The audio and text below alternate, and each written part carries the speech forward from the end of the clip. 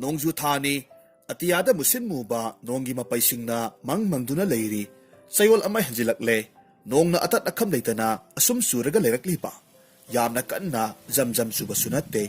adubu lepadi leite liri sana koksaw hoigi yumgi nakanda leiba khongbal lupansu isingna thankok torokle sumangda ising khara leiba horakle ayuk ama sana koksaw na yahuraba matungda mamay mamit sengna tathokle adudagi di dhup thangmai thaduna isorbu pungning ani longdana khurumjare tawpham khangdana sana koksaw su manggon gi phakta phamduna sumangda nongna pangkan su kandana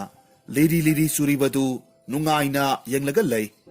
suri tafamda isingduda sena sabahi taholaga sana sira haina khallui adubu amuk mamana nong marakta sanai haina cherekadra kibadagi tokle tanja sida sana koksaw hoigi yumgi awang thangbada leiba ising senpham oiba kongbal masa paringdudagi sumang tamna karino amakhag tapna lengbo ui nungsu mali amuk su lengi sana koksaw ngakpana kham thengle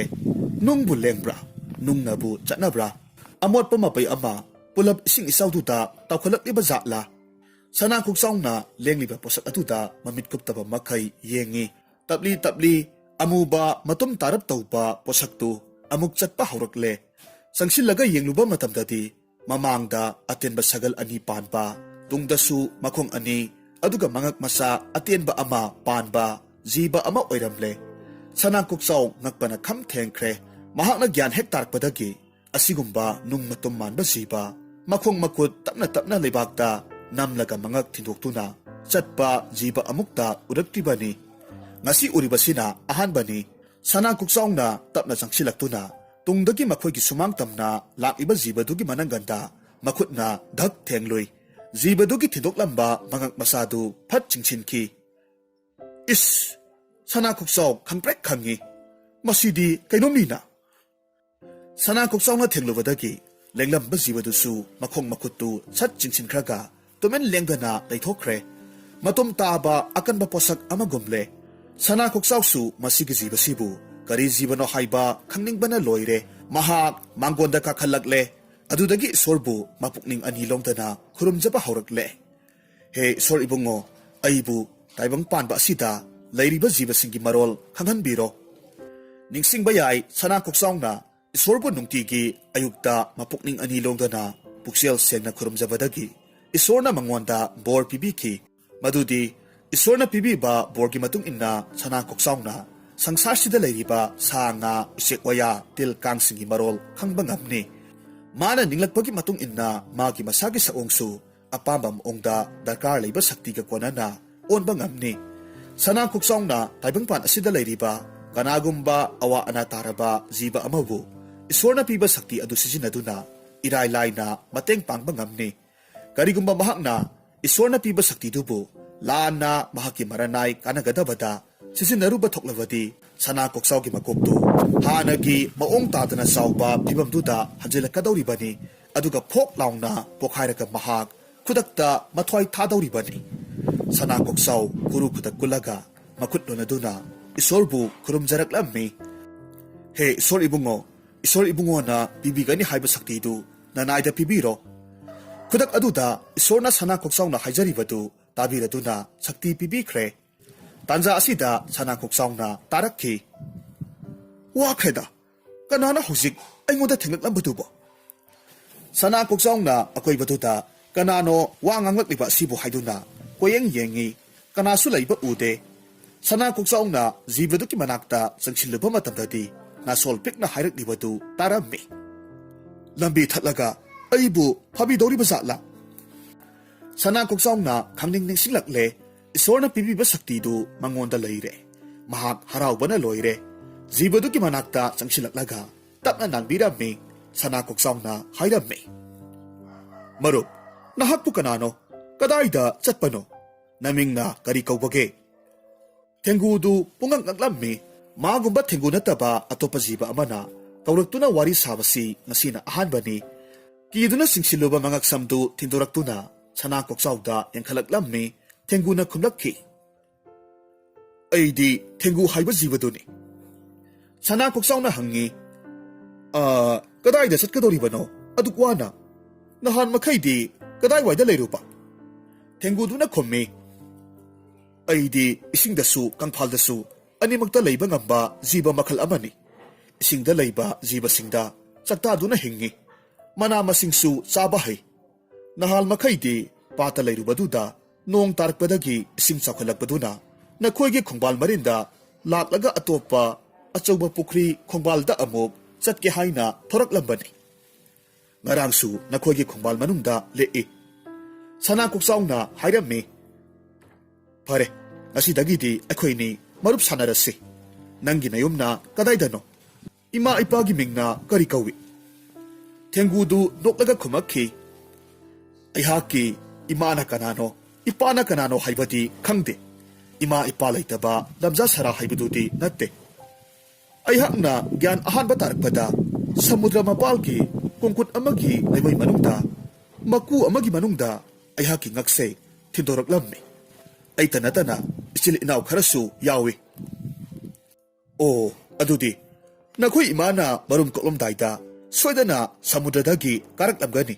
ꯑꯗꯨꯗꯒꯤ ꯃꯔꯨꯝ ꯀꯣꯛꯄ ꯌꯥꯕ ꯃꯐꯝ ꯊꯦꯡꯅꯔꯕꯗ ꯂꯩꯉꯣꯏꯁꯤꯡꯗꯨ ꯀꯣꯊꯣꯛꯂꯒ ꯃꯔꯨꯝꯁꯤꯡꯗꯨ ꯀꯣꯛꯂꯝꯒꯗꯕ ꯁꯣꯏꯗꯅ ꯑꯣꯏꯔꯝꯅꯤ ꯃꯗꯨꯒꯤ ꯃꯇꯨꯡꯗ ꯑꯇꯩ ꯖꯤꯕꯁꯤꯡꯅ ꯊꯦꯡꯅꯈꯤꯗꯅꯕ ꯂꯩꯉꯣꯏꯅ ꯀꯨꯞꯁꯤꯜꯂꯝꯕ ꯑꯣꯏꯔꯝꯅꯤ ꯑꯗꯨꯒ ꯅꯈꯣꯏꯒꯤ ꯏꯃꯥꯗꯣ ꯁꯃꯨꯗ꯭ꯔꯗ ꯑꯃꯨꯛ ꯍꯜꯂꯝꯂꯒꯅꯤ ꯑꯗꯨꯗꯒꯤꯗꯤ ꯅꯍꯥꯛ ꯃꯔꯨꯝꯗꯨꯗꯒꯤ ꯃꯀꯨꯗꯨ ꯍꯣꯒꯥꯏꯔꯒ ꯑꯗꯨꯃꯛ ꯊꯣꯔꯛꯄ ꯅꯠꯇ꯭ꯔꯥ ꯑꯩ ꯌꯥꯎꯕ ꯂꯩꯉꯣꯏꯒꯤ ꯀꯨꯇꯛ ꯇꯧꯕ ꯀꯣꯡꯒꯨꯠ ꯑꯗꯨꯗꯒꯤ ꯂꯩꯉꯣꯏ ꯃꯔꯛꯇꯨꯗꯒꯤ ꯑꯩꯈꯣꯏ ꯃꯌꯥꯝ ꯏꯆꯤꯜ ꯏꯅꯥꯎ ꯃꯌꯥꯝ ꯑꯃ ꯃꯊꯪ ꯃꯊꯛꯇ ꯁꯃꯨꯗ꯭ꯔꯒꯤ ꯇꯣꯔꯕꯥꯟꯒꯤ ꯑꯄꯥꯛꯄ ꯂꯩꯉꯣꯏ ꯂꯝꯗꯨꯗ ꯈꯣꯡꯅ ꯈꯨꯠꯅ ꯍꯣꯠꯇꯨꯅ ꯋꯥꯅ ꯀꯥꯈꯠꯂꯛꯄꯅꯤ ꯑꯗꯨꯗꯒꯤ ꯀꯝꯗꯧꯏ ꯈꯪꯕ꯭ꯔꯥ ꯑꯩꯍꯥꯛꯅ ꯁꯃꯨꯗ꯭ꯔꯒꯤ ꯏꯁꯤꯡ ꯃꯅꯝ ꯅꯝꯕ ꯃꯥꯏꯀꯩ ꯑꯗꯨꯗ ꯑꯣꯜꯂꯒ ꯋꯥꯔꯕꯁꯨ ꯋꯥꯅ ꯇꯞꯅ ꯇꯞꯅ ꯂꯥꯛꯄ ꯍꯧꯏ ꯃꯗꯨꯗꯁꯨ ꯀꯌꯥꯝ ꯋꯥꯏ ꯈꯪꯕ꯭ꯔꯥ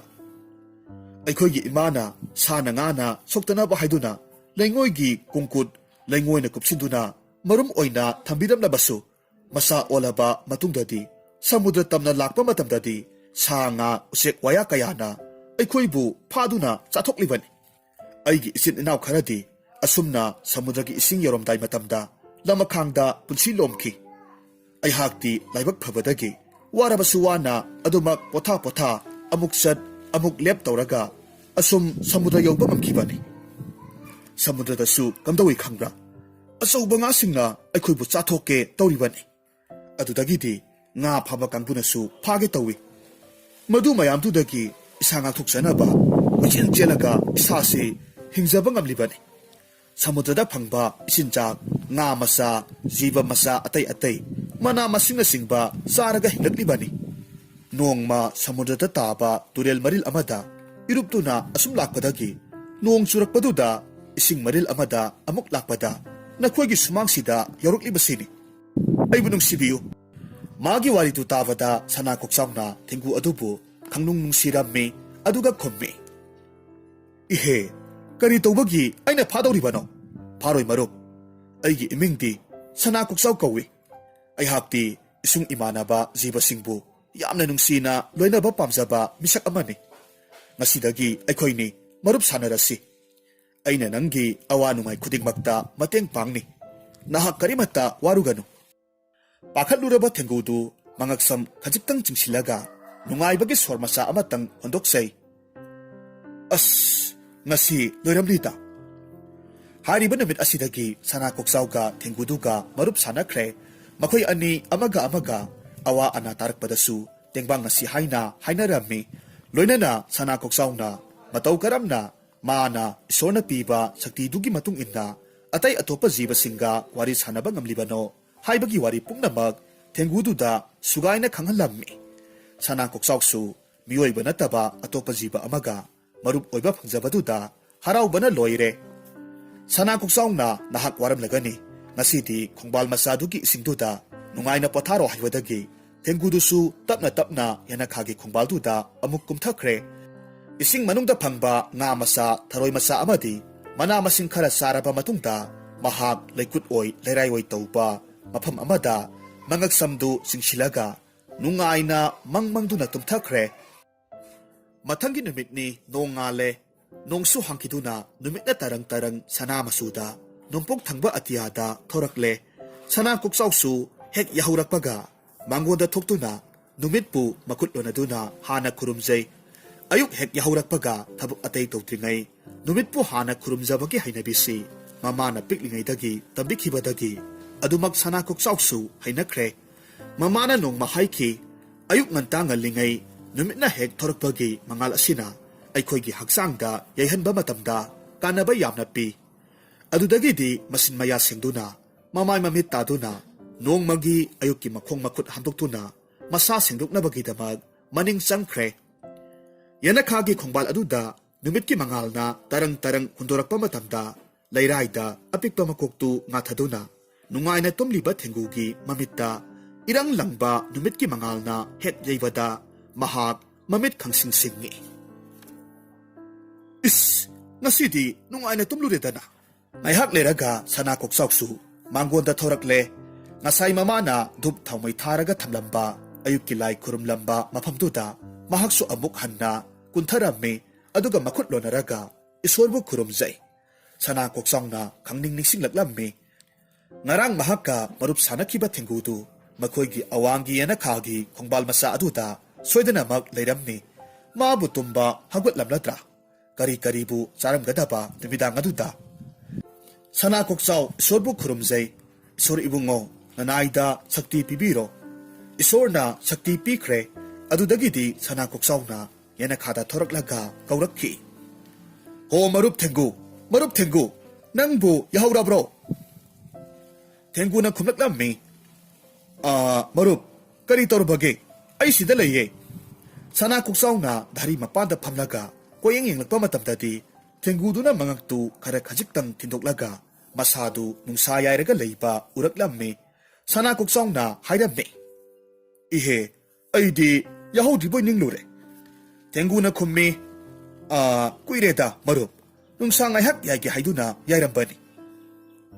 ꯁꯅꯥ ꯀꯣꯛꯆꯥꯎꯅ ꯍꯥꯏꯔꯝꯃꯤ ꯃꯔꯨꯞꯇꯤ ꯉꯔꯥꯡ ꯅꯨꯃꯤꯗꯥꯡ ꯆꯥꯅ ꯊꯛꯅꯅꯕ ꯀꯃꯥꯏ ꯇꯧꯕꯒꯦ ꯅꯨꯡꯉꯥꯏꯅ ꯇꯨꯝꯕ꯭ꯔꯥ ꯊꯦꯡꯒꯨꯅ ꯈꯨꯝꯃꯤ ꯑꯩꯒꯤ ꯃꯔꯨꯞ ꯅꯪ ꯑꯃ ꯂꯩꯔꯕꯅꯤꯅ ꯑꯩꯗꯤ ꯀꯅꯥꯕꯨꯁꯨ ꯀꯤꯗ꯭ꯔꯦ ꯑꯩꯒꯤ ꯃꯔꯨꯞ ꯈꯪꯅ ꯆꯥꯟꯅꯕ ꯍꯥꯏꯕꯕꯨ ꯅꯪ ꯅꯊꯟꯇꯅꯤ ꯁꯪꯁꯥꯔꯁꯤꯗ ꯂꯩꯔꯤꯕꯁꯦ ꯉꯔꯥꯡꯗꯤ ꯀꯅꯥꯃꯠꯇ ꯀꯤꯗꯅ ꯇꯨꯝꯕꯁꯤꯗ ꯀꯌꯥ ꯌꯥꯝꯅꯗꯤ ꯅꯨꯡꯉꯥꯏ ꯈꯪꯕ꯭ꯔꯥ ꯑꯩꯅ ꯃꯤꯠꯀꯞ ꯊꯣꯔꯛꯄꯗ ꯅꯣꯡ ꯉꯥꯜꯂꯒ ꯅꯨꯡꯁꯥ ꯊꯣꯛꯂꯝꯂꯦ ꯁꯅꯥ ꯀꯣꯛꯆꯥꯎꯅ ꯈꯨꯝꯂꯛꯂꯝꯃꯤ ꯑꯣ ꯐꯔꯦ ꯑꯗꯨꯗꯤ ꯃꯔꯨꯞ ꯊꯦꯡꯒꯨ ꯑꯩꯈꯣꯏꯅꯤ ꯀꯔꯤ ꯇꯧꯁꯤꯒꯦ ꯅꯍꯥꯛ ꯀꯔꯤ ꯀꯔꯤ ꯇꯧꯕ ꯄꯥꯝꯃꯤ ꯃꯔꯨꯞ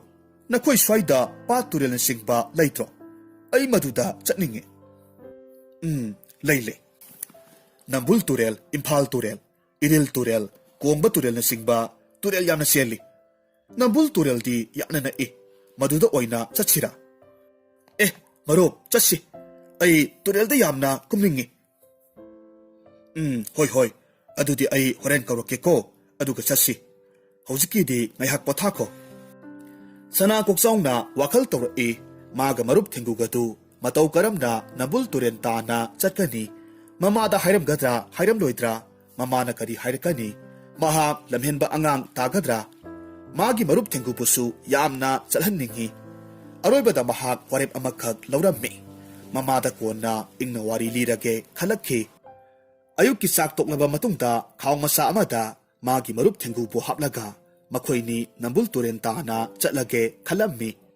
ꯆꯥꯛ ꯇꯣꯛꯂꯕ ꯃꯇꯨꯡꯗ ꯃꯃꯥꯗ ꯃꯍꯥꯛ ꯃꯃꯥꯟꯅꯕ ꯑꯃꯠꯇ ꯎꯅꯔꯨꯒꯦ ꯄꯥꯕꯨꯡ ꯂꯥꯛꯂꯒ ꯇꯝꯕꯤꯌꯨ ꯀꯨꯏꯔꯛꯂꯣꯏ ꯍꯥꯏꯅ ꯍꯥꯏꯔꯝꯂꯕ ꯃꯇꯨꯡ ꯏꯃꯨꯡꯗꯒꯤ ꯐꯤꯒꯤ ꯈꯥꯎ ꯃꯆꯥ ꯑꯃꯈꯛ ꯄꯥꯏꯔꯒ ꯊꯣꯔꯛꯂꯝꯃꯤ ꯌꯦꯅꯈꯥ ꯇꯥꯅ ꯂꯥꯛꯂꯝꯃꯤ ꯑꯗꯨꯒ ꯀꯧꯔꯛꯈꯤ ꯃꯔꯨꯞ ꯊꯦꯡꯒꯨ ꯊꯦꯡꯒꯨꯅ ꯈꯨꯝꯃꯤ ꯀꯔꯤ ꯇꯧꯔꯕꯒꯦ ꯑꯩ ꯁꯤꯗ ꯂꯩꯌꯦ ꯁꯅꯥ ꯀꯣꯛꯆꯥꯎꯅ ꯍꯥꯏꯔꯝꯃꯤ ꯃꯔꯨꯞꯇꯤ ꯆꯥꯕ ꯊꯛꯄ ꯇꯧꯕꯤꯔꯕ꯭ꯔꯣ ꯆꯥꯗꯗꯤ ꯀꯩꯅꯣ ꯑꯩꯕꯨ ꯆꯔꯥ ꯍꯦꯜꯂꯣ ꯍꯥꯏꯔꯤꯕ꯭ꯔꯣ ꯁꯅꯥ ꯀꯣꯛꯆꯥꯎꯅ ꯍꯥꯏꯔꯝꯃꯤ ꯑꯗꯨꯗꯤ ꯑꯩꯈꯣꯏꯅꯤ ꯅꯝꯕꯨꯜ ꯇꯨꯔꯦꯜ ꯌꯦꯡꯕ ꯆꯠꯄ ꯌꯥꯔꯕ꯭ꯔꯣ ꯌꯥꯔꯦꯅꯦ ꯁꯅꯥ ꯀꯣꯛꯆꯥꯎꯅ ꯃꯈꯥ ꯇꯥꯔꯛꯂꯝꯃꯤ ꯃꯔꯨꯞ ꯏꯃꯨꯡꯗꯒꯤ ꯑꯩꯅ ꯐꯤꯒꯤ ꯈꯥꯎ ꯑꯃ ꯄꯨꯔꯛꯂꯦ ꯈꯥꯎꯁꯤꯗ ꯑꯩꯅ ꯃꯔꯨꯞꯄꯨ ꯃꯤꯅ ꯎꯗꯅꯕ ꯄꯨꯗꯧꯔꯤꯕꯅꯤ ꯑꯗꯨꯒ ꯑꯩꯈꯣꯏꯅꯤ ꯇꯨꯔꯦꯜꯗ ꯀꯨꯝꯗꯧꯔꯤꯕꯅꯤ ꯑꯗꯨꯗꯒꯤꯗꯤ ꯁꯅꯥ ꯀꯣꯛꯆꯥꯎꯅ ꯊꯦꯡꯒꯨꯗꯨꯕꯨ ꯈꯥꯎ ꯃꯅꯨꯡꯗ ꯍꯥꯞꯆꯤꯜꯂꯝꯃꯤ ꯈꯥꯎꯗꯨ ꯌꯥꯜꯂꯒ ꯃꯍꯥꯛ ꯂꯥꯛꯂꯝꯃꯤ ꯃꯈꯣꯏꯅꯤ ꯃꯌꯨꯝꯗꯒꯤ ꯈꯔ ꯆꯠꯂꯕ ꯃꯇꯨꯡꯗ ꯅꯝꯕꯨꯜ ꯇꯨꯔꯦꯜꯗ ꯀꯨꯝꯊꯔꯛꯂꯝꯃꯤ ꯅꯝꯕꯨꯜ ꯇꯨꯔꯦꯜ ꯍꯦꯛ ꯌꯧꯕꯒ ꯁꯅꯥ ꯀꯣꯛꯆꯥꯎꯅ ꯊꯦꯡꯒꯨ ꯑꯗꯨꯕु ꯈꯥꯎ ꯃꯅꯨꯡꯗꯨꯗꯒꯤ ꯂꯧꯊꯣꯛꯂꯝꯃꯤ ꯏꯁꯤꯡꯗ ꯊꯥꯗꯣꯛꯂꯝꯃꯤ ꯊꯦꯡꯒꯨꯅ ꯍꯥꯏꯔꯛꯈꯤ ꯃꯔꯨꯞ ꯅꯍꯥꯛꯇꯤ ꯁꯅꯥ ꯀꯣꯛꯆꯥꯎꯅ ꯈꯨꯝꯂꯛꯂꯝꯃꯤ ꯑꯩꯁꯨ ꯀꯨꯝꯂꯛꯀꯅꯤꯗ ꯁꯅꯥ ꯀꯣꯛꯆꯥꯎꯅ ꯈꯨꯗꯛꯇ ꯏꯁꯣꯔꯕꯨ ꯈꯨꯔꯨꯝꯖꯩ ꯏꯁꯣꯔ ꯏꯕꯨꯡꯉꯣ ꯑꯩꯕꯨ ꯊꯦꯡꯒꯨ ꯑꯣꯜꯍꯟꯕꯤꯔꯣ ꯈꯨꯗꯛꯇ ꯁꯅꯥ ꯀꯣꯛꯆꯥꯎꯗꯨ ꯊꯦꯡꯒꯨ ꯑꯃꯈꯛ ꯑꯣꯜꯂꯒ ꯃꯥꯒꯤ ꯃꯔꯨꯞꯇꯨꯒꯤ ꯃꯅꯥꯛꯇ ꯆꯪꯁꯤꯜꯂꯛꯇꯨꯅ ꯃꯕꯥꯅꯤ ꯏꯔꯣꯏꯃꯤꯟꯅꯅꯕ ꯇꯧꯔꯛꯂꯝꯃꯤ ꯊꯦꯡꯒꯨ ꯑꯗꯨꯅ ꯃꯃꯥꯏ ꯂꯩꯊꯣꯔꯛꯄ ꯃꯇꯝꯗ ꯑꯇꯣꯞꯄ ꯊꯦꯡꯒꯨ ꯑꯃ ꯂꯩꯔꯝꯕꯗꯨꯗ ꯀꯅꯥꯅꯣ ꯅꯍꯥꯛꯄꯨ ꯍꯥꯏꯅ ꯍꯪꯂꯛꯈꯤ ꯃꯁꯤꯗ ꯁꯅꯥ ꯀꯣꯛꯆꯥꯎꯅ ꯃꯔꯨꯞ ꯑꯩꯅꯤ ꯑꯩꯁꯤ ꯏꯁꯣꯔꯒꯤ ꯕꯣꯔꯗꯒꯤ ꯊꯦꯡꯒꯨ ꯑꯣꯟꯕꯅꯤ ꯍꯥꯏꯗꯨꯅ ꯇꯝꯃꯤ ꯅꯣꯡ ꯈꯔ ꯇꯥꯈꯤꯕꯗꯒꯤ ꯅꯝꯕꯨꯜ ꯇꯨꯔꯦꯜꯗꯨ ꯏꯁꯤꯡ ꯈꯔ ꯂꯩꯔꯦ ꯄꯤꯛ ꯊꯟꯕꯗꯤ ꯅꯠꯇꯦ ꯃꯁꯤꯒꯤ ꯃꯇꯨꯡ ꯉꯥꯏꯍꯥꯛ ꯂꯩꯔꯒꯗꯤ ꯊꯦꯡꯒꯨꯗꯨ ꯈꯪꯍꯧꯗꯅ ꯂꯥꯎꯔꯛꯂꯝꯃꯤ ꯁꯅꯥ ꯀꯣꯛꯆꯥꯎꯅ ꯍꯪꯂꯛꯈꯤ ꯀꯔꯤ ꯇꯧꯔꯦ ꯃꯔꯨꯞ ꯊꯦꯡꯒꯨꯅ ꯈꯨꯝꯂꯝꯃꯤ ꯅꯈꯣꯏꯒꯤ ꯅꯝꯕꯨꯜ ꯇꯨꯔꯦꯜꯒꯤ ꯏꯁꯤꯡꯅ ꯑꯁꯨꯛ ꯅꯝꯊꯤꯔꯤꯕꯁꯤꯕꯨ ꯀꯔꯤꯒꯤꯅꯣ ꯅꯝꯕꯨꯜ ꯇꯨꯔꯦꯜꯒꯤ ꯏꯁꯤꯡꯁꯤ ꯀꯗꯥꯏꯗꯒꯤ ꯂꯥꯛꯂꯤꯕꯅꯣ ꯇꯨꯔꯦꯜꯁꯤꯒꯤ ꯇꯣꯔꯕꯥꯟꯗ ꯀꯅꯥ ꯀꯅꯥ ꯈꯨꯟꯗꯥꯕꯒꯦ ꯇꯨꯔꯦꯜꯁꯤꯗ ꯑꯃꯣꯠ ꯑꯀꯥꯏ ꯃꯌꯥꯝ ꯑꯁꯨꯝꯅ ꯄꯤꯛ ꯊꯜꯂꯤꯕꯁꯤꯕꯨ ꯀꯔꯤꯒꯤꯅꯣ ꯇꯨꯔꯦꯜꯒꯤ ꯏꯁꯤꯡꯕꯨ ꯑꯁꯨꯛ ꯅꯝꯊꯤꯕ ꯃꯨꯁꯤꯟ ꯃꯨꯕ꯭ꯔꯥ ꯏꯔꯣꯏꯐꯝꯁꯨ ꯂꯩꯇꯕ ꯆꯥꯛꯇꯥꯐꯝꯁꯨ ꯂꯩꯇꯕ ꯁꯅꯥ ꯀꯣꯛꯆꯥꯎ ꯃꯃꯥꯏꯗꯨ ꯏꯆꯞꯃꯨꯛ ꯉꯥꯡꯉꯤ ꯈꯨꯝꯐꯝ ꯈꯪꯗꯦ ꯃꯃꯥꯟꯅꯕꯒꯤ ꯃꯃꯥꯡꯗ ꯃꯍꯥꯛ ꯉꯁꯤꯗꯤ ꯆꯣꯞꯄ ꯅꯪꯂꯦ ꯁꯅꯥ ꯀꯣꯛꯆꯥꯎꯅ ꯈꯨꯝꯂꯛꯂꯝꯃꯤ ꯆꯨꯝꯃꯤ ꯃꯔꯨꯞ ꯊꯦꯡꯒꯨ ꯑꯩꯈꯣꯏꯒꯤ ꯁꯍꯔ ꯃꯅꯨꯡꯗ ꯆꯦꯟꯕ ꯇꯨꯔꯦꯜꯁꯤꯡꯒꯤ ꯃꯅꯨꯡꯗ ꯃꯔꯨ ꯑꯣꯏꯕ ꯇꯨꯔꯦꯜ ꯑꯃ ꯑꯣꯏꯔꯤꯕ ꯅꯝꯕꯨꯜ ꯇꯨꯔꯦꯜꯁꯦ ꯀꯥꯡꯆꯨꯞ ꯆꯤꯡꯁꯥꯡꯗꯒꯤ ꯍꯧꯔꯛꯄꯅꯤ ꯆꯤꯡꯗꯒꯤ ꯆꯦꯟꯊꯔꯛꯄ ꯏꯁꯤꯡ ꯑꯣꯏꯔꯕꯁꯨ ꯇꯝꯄꯥꯛ ꯂꯝ ꯌꯧꯔꯛꯄꯗꯗꯤ ꯇꯨꯔꯦꯜꯁꯤꯗ ꯈꯣꯡꯕꯥꯟ ꯂꯨꯄꯥꯟꯗꯒꯤ ꯊꯥꯗꯔꯛꯄ ꯑꯃꯣꯠ ꯑꯀꯥꯏ ꯃꯁꯨꯝ ꯀꯌꯥꯃꯔꯨꯝ ꯇꯤꯟꯕꯗꯒꯤ ꯇꯨꯔꯦꯜꯁꯤ ꯃꯣꯠꯁꯤꯜꯂꯛꯂꯤꯕꯅꯤ ꯇꯨꯔꯦꯜꯒꯤ ꯇꯣꯔꯕꯥꯟꯗ ꯈꯨꯟꯗꯥꯔꯤꯕ ꯃꯤꯑꯣꯏꯁꯤꯡꯅꯁꯨ ꯃꯈꯣꯏꯅ ꯁꯤꯖꯤꯟꯅꯈ꯭ꯔꯕ ꯄꯣꯠ ꯆꯩꯁꯤꯡꯒꯤ ꯑꯄꯨꯝ ꯑꯁꯥ ꯑꯔꯦꯝ ꯑꯄꯥ ꯃꯌꯥꯝꯗꯨ ꯍꯩꯊꯔꯛꯄꯗꯒꯤ ꯏꯁꯤꯡꯁꯤ ꯅꯝꯊꯤꯔꯤꯕꯅꯤ ꯁꯍꯔ ꯃꯌꯥꯏ ꯌꯧꯁꯤꯜꯂꯛꯄꯗꯗꯤ ꯑꯃꯨꯛꯀ ꯍꯦꯟꯅ ꯃꯤꯁꯤꯡꯅ ꯇꯨꯔꯦꯜꯁꯤꯗ ꯈꯣꯡꯍꯥꯝ ꯈꯨꯠꯍꯥꯝ ꯇꯧꯁꯤꯟꯕ ꯂꯦꯞꯄ ꯂꯩꯇꯅ ꯑꯃꯣꯠꯄ ꯂꯪꯊꯕꯗꯒꯤ ꯇꯨꯔꯦꯜꯁꯤꯒꯤ ꯏꯁꯤꯡꯁꯦ ꯃꯆꯨ ꯑꯣꯜꯂꯤꯕꯅꯤ ꯅꯝꯊꯤꯔꯤꯕꯅꯤ ꯃꯃꯥꯡꯉꯩꯗꯗꯤ ꯅꯝꯕꯨꯜ ꯇꯨꯔꯦꯜꯒꯤ ꯏꯁꯤꯡꯁꯦ ꯆꯥꯅꯔꯝꯃꯤ ꯐꯤꯁꯨ ꯐꯤꯖꯥꯝ ꯇꯧꯕꯗ ꯏꯁꯤꯡ ꯂꯨꯕꯗ ꯍꯥꯏꯅꯔꯝꯃꯤ ꯍꯥꯏ ꯊꯦꯡꯒꯨꯅ ꯀꯟꯅ ꯂꯥꯎꯔꯛꯈꯤ ꯏꯇꯥꯎ ꯑꯩ ꯁꯤꯗꯧꯔꯦ ꯅꯝꯊꯤꯕꯅ ꯈꯥꯡꯕ ꯉꯝꯗ꯭ꯔꯦ ꯁꯅꯥ ꯀꯣꯛꯆꯥꯎꯅ ꯈꯨꯝꯃꯤ ꯉꯥꯏꯈꯣ ꯑꯁꯣꯏ ꯐꯥꯎꯕꯗꯪ ꯏꯁꯤꯡ ꯃꯅꯨꯡꯗ ꯃꯊꯛꯂꯣꯝꯗ ꯏꯔꯣꯏꯔꯨꯔꯒ ꯀꯥꯈꯠꯂꯁꯤ ꯊꯦꯡꯒꯨꯗꯨ ꯑꯗꯨꯃꯛꯁꯨ ꯃꯃꯤꯠ ꯃꯅꯥ ꯑꯣꯟꯈꯠꯇꯨꯅ ꯑꯣꯛ ꯍꯥꯏꯗꯨꯅ ꯃꯊꯛ ꯃꯈꯥ ꯑꯣꯟꯗꯨꯅ ꯃꯈꯣꯡ ꯃꯈꯨꯠꯇꯨ ꯐ꯭ꯔꯤꯡ ꯀꯥꯎꯔꯒ ꯁꯣꯔ ꯐꯨꯟꯕꯒꯤ ꯃꯑꯣꯡ ꯇꯧꯔꯛꯄꯗꯨꯗ ꯁꯅꯥ ꯀꯣꯛꯆꯥꯎꯅ ꯆꯪꯁꯤꯜꯂꯛꯂꯝꯃꯤ ꯃꯨꯟꯅ ꯌꯦꯡꯂꯨꯕ ꯀꯥꯟꯗꯗꯤ ꯑꯔꯪꯕ ꯆꯦꯔꯪꯈꯥꯎ ꯑꯃ ꯌꯣꯠꯄꯁꯨ ꯌꯥꯗꯅ ꯀꯥꯝꯊꯣꯛꯄꯁꯨ ꯌꯥꯗꯅ ꯊꯦꯡꯒꯨꯗꯨꯒꯤ ꯃꯌꯥꯗ ꯄꯜꯂꯒ ꯂꯩꯔꯝꯃꯤ ꯁꯅꯥ ꯀꯣꯛꯆꯥꯎꯅ ꯄꯜꯂꯤꯕꯗꯨ ꯂꯧꯊꯣꯛꯂꯝꯃꯤ ꯑꯗꯨꯒ ꯁꯠꯇꯣꯛꯄꯤꯔꯒ ꯊꯦꯡꯒꯨꯗꯨꯗ ꯍꯥꯏꯔꯝꯃꯤ ꯀꯔꯤꯅꯣ ꯃꯔꯨꯞꯇꯤ ꯉꯥ ꯆꯥꯒꯦ ꯍꯥꯏꯗ꯭ꯔꯒ ꯆꯦꯔꯪ ꯑꯣꯏꯅ ꯆꯥꯔꯤꯕꯗꯨꯕꯣ ꯃꯔꯨꯞ ꯀꯅꯥꯅ ꯈꯪꯅꯤ ꯑꯩꯗꯤ ꯉꯥ ꯑꯔꯪꯕ ꯃꯈꯜ ꯑꯃ ꯑꯣꯏꯔꯕꯣꯏ ꯅꯤꯡꯗꯨꯅ ꯂꯥꯝꯂꯒ ꯆꯥꯔꯨꯕꯅꯤ ꯑꯗꯨꯗꯒꯤꯗꯤ ꯌꯣꯠꯁꯤꯟꯕꯁꯨ ꯌꯥꯗꯅ ꯑꯣꯟꯊꯣꯛꯄꯁꯨ ꯌꯥꯗ ꯑꯣꯟꯊꯣꯛꯄꯅꯤ ꯑꯩ ꯉꯁꯤ ꯁꯤꯔꯝꯅꯤꯗ ꯃꯔꯨꯞꯅ ꯑꯩꯕꯨ ꯀꯟꯕꯤꯔꯦ ꯑꯗꯣ ꯀꯔꯤꯒꯤꯅꯣ ꯅꯈꯣꯏ ꯁ꯭ꯋꯥꯏꯒꯤ ꯃꯤꯁꯤꯡꯁꯤꯅ ꯑꯁꯨꯛ ꯌꯥꯝꯅ ꯐꯠꯇ꯭ꯔꯤꯕꯁꯤꯕꯣ ꯇꯨꯔꯦꯟꯗ ꯐꯠꯇꯕ ꯑꯃꯁꯨꯡ ꯑꯃꯥꯡ ꯑꯁꯣꯏ ꯀꯌꯥ ꯑꯃ ꯊꯥꯗꯗꯨꯅ ꯏꯁꯤꯡꯕꯨ ꯑꯁꯨꯛ ꯌꯥꯝꯅ ꯃꯣꯠꯍꯜꯂꯤꯕꯁꯤꯕꯨ ꯅꯝꯊꯤꯍꯜꯂꯤꯕꯁꯤꯕꯨ ꯍꯧꯅꯕ꯭ꯔꯣ ꯑꯃꯣꯠ ꯑꯀꯥꯏ ꯆꯦꯔꯪ ꯃꯌꯥꯝ ꯑꯃꯁꯨ ꯂꯪꯊꯔꯒ ꯏꯁꯤꯡꯗ ꯂꯩꯕ ꯖꯤꯕ ꯑꯩꯈꯣꯏꯕꯨꯁꯨ ꯍꯤꯡꯕ ꯉꯝꯍꯟꯗꯅꯕ ꯍꯥꯠꯅꯕ ꯍꯣꯠꯅꯕ ꯃꯁꯤꯕꯨ ꯆꯨꯝꯂꯤꯕ꯭ꯔꯥ ꯉꯁꯤꯗꯤ ꯁꯅꯥ ꯀꯣꯛꯆꯥꯎꯗꯨ ꯏꯀꯥꯏꯕꯅ ꯂꯣꯏꯈ꯭ꯔꯦ ꯈꯨꯝꯐꯝ ꯈꯪꯗ꯭ꯔꯦ ꯏꯁꯣꯔꯗ ꯍꯥꯏꯖꯗꯨꯅ ꯃꯍꯥꯛ ꯃꯤꯒꯤ ꯁꯛꯐꯝꯗ ꯑꯃꯨꯛ ꯍꯟꯖꯤꯟꯖꯔꯦ ꯑꯗꯨꯗꯒꯤꯗꯤ ꯃꯃꯥꯟꯅꯕ ꯊꯦꯡꯒꯨꯗꯨꯕꯨ ꯋꯥꯔꯧꯗꯅꯕ ꯊꯦꯝꯂꯝꯃꯤ ꯈꯥꯎ ꯃꯆꯥ ꯃꯅꯨꯡꯗꯨꯗ ꯍꯥꯞꯆꯤꯜꯂꯒ ꯃꯌꯨꯝꯗ ꯑꯃꯨꯛ ꯄꯣꯊꯥꯔꯨꯅꯕ ꯂꯥꯛꯂꯦ ꯃꯊꯟꯇ ꯈꯜꯂꯤ ꯀꯔꯤꯒꯤꯅꯣ ꯃꯤꯑꯣꯏꯕꯅ ꯑꯁꯨꯛ ꯒ꯭ꯌꯥꯟ ꯇꯥꯗ꯭ꯔꯤꯕꯁꯤꯕꯣ ꯑꯇꯩ ꯑꯇꯣꯞꯄ ꯂꯩꯃꯤꯟꯅꯔꯤꯕ ꯖꯤꯕꯁꯤꯡꯒꯤ ꯈꯟꯕ ꯉꯝꯗ꯭ꯔꯤꯕꯁꯤꯕꯨ ꯀꯔꯤꯒꯤꯅꯣ ꯄꯨꯟꯅ ꯍꯤꯡꯃꯤꯟꯅꯕꯒꯤ ꯋꯥꯈꯜ ꯆꯦꯟꯗ꯭ꯔꯤꯕꯁꯤꯕꯨ ꯀꯔꯤꯒꯤꯅꯣ ꯑꯁꯨꯝꯅ ꯅꯨꯃꯤꯠꯇꯨꯃꯁꯨ ꯍꯧꯈꯤ ꯃꯊꯪꯒꯤ ꯅꯨꯃꯤꯠꯅꯤ ꯑꯌꯨꯛ ꯌꯥꯍꯧꯔꯕ ꯃꯇꯨꯡꯗ ꯇꯧꯒꯗꯕ ꯃꯊꯧ ꯄꯨꯝꯅꯃꯛ ꯂꯣꯏꯔꯕ ꯃꯇꯨꯡꯗ ꯁꯅꯥ ꯀꯣꯛꯆꯥꯎꯅ ꯋꯥꯈꯜ ꯇꯧꯏ ꯉꯁꯤꯗꯤ ꯀꯔꯝ ꯇꯧꯁꯤꯒꯦ ꯀꯗꯥꯏꯗ ꯆꯠꯁꯤꯒꯦ मागी मरुप थेंगुदुबु कमदौरमगदबा येना खादा थोकलगा सना कोकसाउना कौरकलम्मी ओ मरुप थेंगु याहुदिबरो नहाकपो हौजिक फाउबा तुमलिब्रो लैराइदा मंगक्तु ngatharaदुना नुंगाइना उइरगा लैरिबा थेंगुदु सना कोकसाउना कौबदुदा ममित खरा सिंगलक्लम्मी उइसिलुबा ममित अनिदु तपना तपना पांथोरक्तुना खुमलक्खी मरुप कदाई दैनोता कुइरे हगुटपा ngaihak sum oigi haiduna uibanita sana koksauna khummi o pharene ado ngasidi kadai da chatsi haiba thenguna khummi nahandi nangna pasu yamna lei haikibadai ne chumi ne he pa le sana koksau khangning ningsing le nahan magi marup thenguna hanglakpada mana pasu yamna lei haina khumkhibadu sana koksau na hanglakhi marup thengu nangbu pata chatningbrane thenguna khummi chatningi nahandi turelda chatluredana ngasidi pata oina chatsi o phare adudi loktak to oina aikhoini koirurasi ha loktak haibadi kadaidano sana koksau mahakna lairik tamlakpada thengnakiba amadi mamana libiba warisingdu ningsinglaga hairammi loktak haibase aikhoigi kha maikai thangbada lairiba moirang hariba mafamduda leiba achauba pat amani pat asi samudagi isingumna thumhi sende awang nongpok lamdamgi oina thumhi sendaba khwaidagi sauba pati aikhoigi loktak pasini thenguna marak thatlaga hangi saubadi kayam sawi ising phajana leirabadi nongju thada patse mayungda mile kunithoirom sangi aduga maraktana mile nipal mukti oini adudi yamna sauba pat oiba zatnina sawi adunabu loktaki akoibada leiriba myoisingi mapukse irai laina loktak pa na thakpa ngamlibani thenguna khumlakhi ado lapadi mafam sidagi kayam lapi aikoi sidagi di mile nifu henna lapi adudi aikoi ni di patu tamna kamaina chatkani hera adugi di irai laida nahangi adu maina aikoi ni nambul turen marinda chakhiba tai karino haribadubo turel chatkhaga loktak pata kamaina yautoiba sana koksauna khummi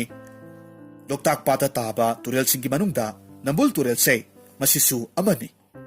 aduna nambul turenda sing manungda iruplaga iroiraga asum chatkhabadi aikhoini loktak pata adum yoredana isingda iroiba amadi irupa haibaduda thengududi hojikmak chaningbana khoro khotle adubu sana koksauna chak ising charaba matungda ingna chalasi haibadagi makhoi animak chak toklaba matungda loktak pata koiba chatpa haina yanarami chak toklaba matungda sana koksauna yana khada kaurakhi marup thengu thenguna khumlakhi haw aisida leye sana koksauna hairami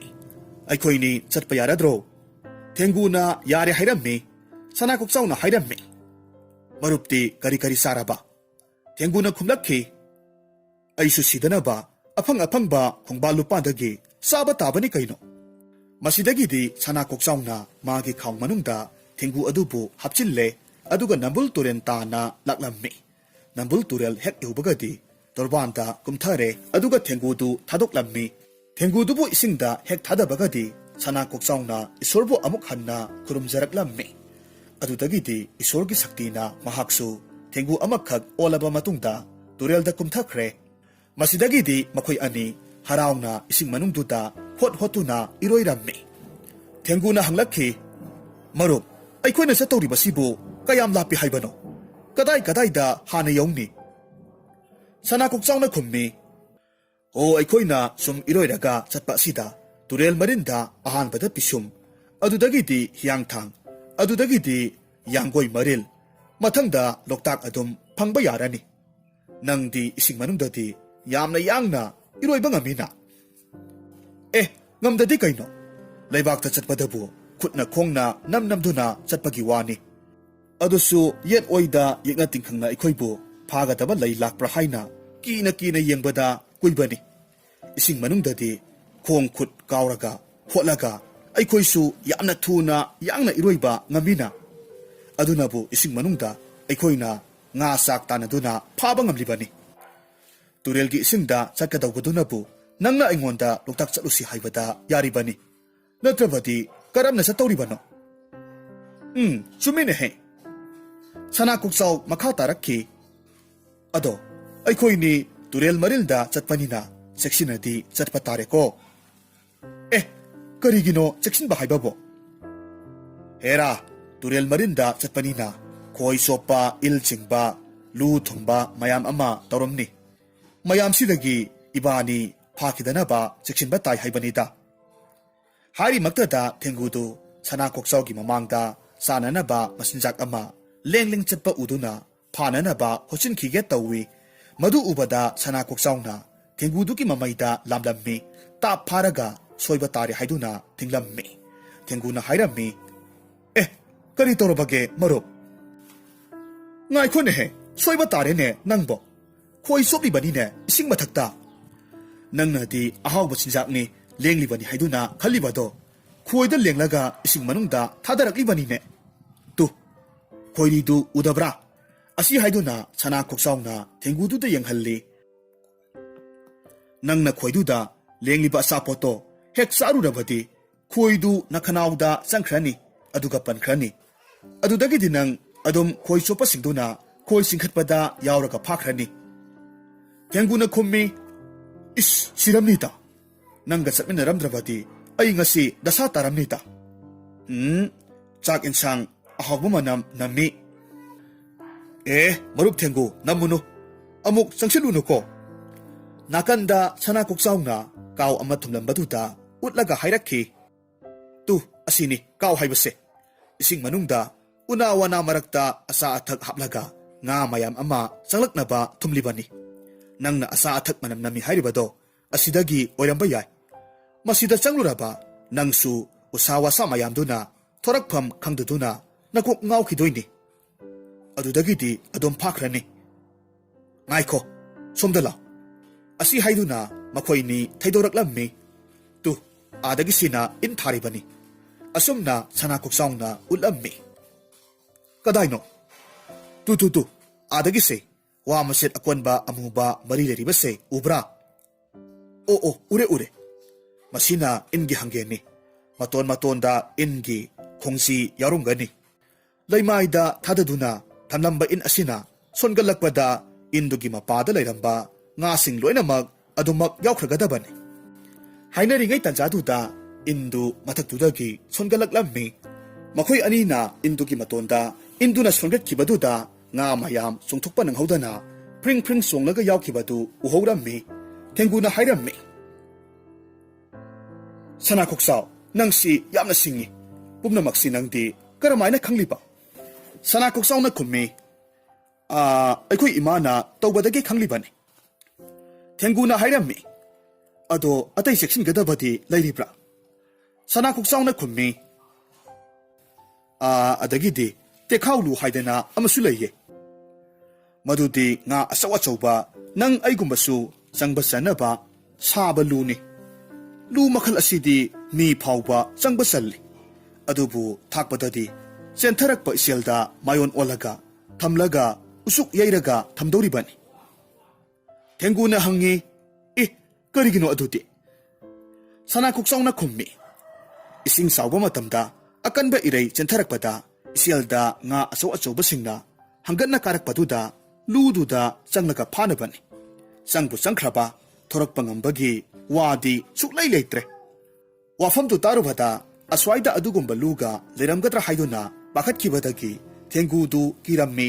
ꯑꯀꯣꯏꯕꯗ ꯀꯣꯌꯦꯡ ꯌꯦꯡꯉꯤ ꯁꯅꯥ ꯀꯣꯛꯆꯥꯎꯅ ꯀꯤꯔꯨꯅꯨꯗ ꯑꯗꯨꯒꯨꯝꯕ Ludo ꯃꯐꯝꯁꯤꯗꯗꯤ ꯂꯩꯔꯝꯂꯣꯏ ꯑꯆꯧꯕ ꯇꯨꯔꯦꯜꯗ ꯂꯩꯒꯗꯕꯅꯤ ꯍꯥꯏꯅ ꯍꯥꯏꯔꯝꯃꯤ ꯊꯦꯡꯒꯨꯅ ꯍꯥꯏꯔꯛꯈꯤ ꯃꯔꯨꯞ ꯑꯩꯈꯣꯏ ꯀꯗꯥꯏ ꯌꯧꯔꯦ ꯍꯥꯏꯕꯗꯨ ꯅꯪ ꯑꯃꯨꯛꯇꯪ ꯌꯦꯡꯊꯣꯛꯂꯨꯕꯅ ꯐꯔꯣꯏꯗ꯭ꯔꯣ ꯁꯅꯥ ꯀꯣꯛꯆꯥꯎꯁꯨ ꯆꯨꯝꯃꯤꯅꯦ ꯍꯥꯏꯔꯝꯂꯒ ꯏꯔꯣꯜꯅꯨꯡꯗꯒꯤ ꯏꯃꯥꯏꯗ ꯐꯨꯡ ꯐꯥꯎꯒꯠꯂꯛꯂꯝꯃꯤ ꯑꯗꯨꯗꯒꯤꯗꯤ ꯁꯣꯔ ꯁꯥꯡꯅ ꯍꯣꯟꯗꯣꯛꯂꯨꯔꯒ ꯏꯁꯤꯡ ꯃꯅꯨꯡꯗ ꯑꯃꯨꯛ ꯀꯨꯝꯊꯔꯛꯂꯝꯃꯤ ꯁꯅꯥ ꯀꯣꯛꯆꯥꯎꯅ ꯍꯥꯏꯔꯛꯈꯤ ꯃꯔꯨꯞ ꯍꯤꯌꯥꯡꯊꯥꯡ ꯍꯦꯟꯗꯣꯔꯛꯂꯦ ꯅꯪꯁꯨ ꯑꯃꯨꯛꯇꯪ ꯏꯃꯥꯏꯗ ꯐꯥꯎꯒꯠꯂꯒ ꯁꯣꯔꯗꯣ ꯍꯣꯟꯗꯣꯛꯂꯨꯔꯣ aduga ising manungda luptharau. Kuina imaydadi lerakkanuko. Haigumdadana Tenggudusu sor amuktang honanaba imayda phawgalaklammi pena sor hondoklammi. Adudagidi ngamjaba makai magi hainabigi matung inna sor singsilaba matungda ising manungda Sanakoksaogi manakta amuk lakle.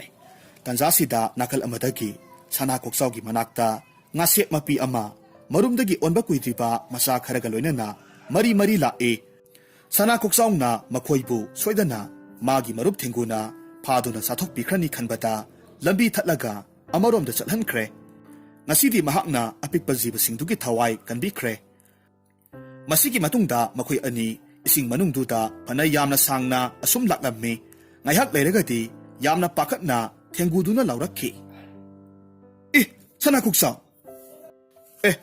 kari tawre marup yengutu aikhoigi ithakta karino lairiba mapai mayam sibo. Sanakoksaw bhap tare makhoi yangoi mari yaure Loktak Pat yaudore sahardagi thadakhiba amot akai plastic bottle mapai mayam duni makhoi gi mathakta tawriba singdu. Makhoi sinani Loktak Pat pu mosil haliba si haina Tenggudu da hairammi. Masigi matungda makha tarakhi. Marup Tenggu warisu yamna nungai. Aikhoi ani awa ana kayasu thengnari. Amuk pantharagumsi lepa leitana asum irol nungda iroi khrasi. Kuidre Loktak Pat yaurani. Masidagidi hoi hainaduna makhoi animak khongjel kanna isialda iroiraga adumak panthaba tawdana laklammi. Ngaihak leiragadi amot akai leitaba asauba ipak amada thengnarammi. Matamduda Sanakoksaona hairammi. Marup yaure. Aikhoi Loktak yaure. Tengguna kumlakhi nungaikreda ne hektai. Asauba ipak yorabadudadi Tenggududi nungaibana loikre. Lairai anakbaduda amuk kakhat amuk kumtha ising manungda nga masa tanaduna amuk sai amuk tawkhat amuk luptha nungaina sanaraklammi. Tengguna hairakhi marup na haikibadubu Loktak si asauba isingi ipak amani haikibadaine. Mani yamna sauba apakpa pat amani. Adudi marup ay masigi pase kaya ang pakpa saubagi haibadu amuktang khangningi.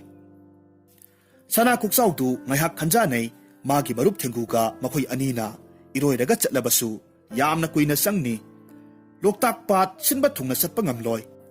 Mayayda thoklure ngami singna thengnakrabadi kamdongni. Aduna Sanakoksaona hairakhi. Marup Tenggu aikhoi nina Loktakki mafam khudingmak yauna satluba ngamloy. Aduga iyayda iroirabasu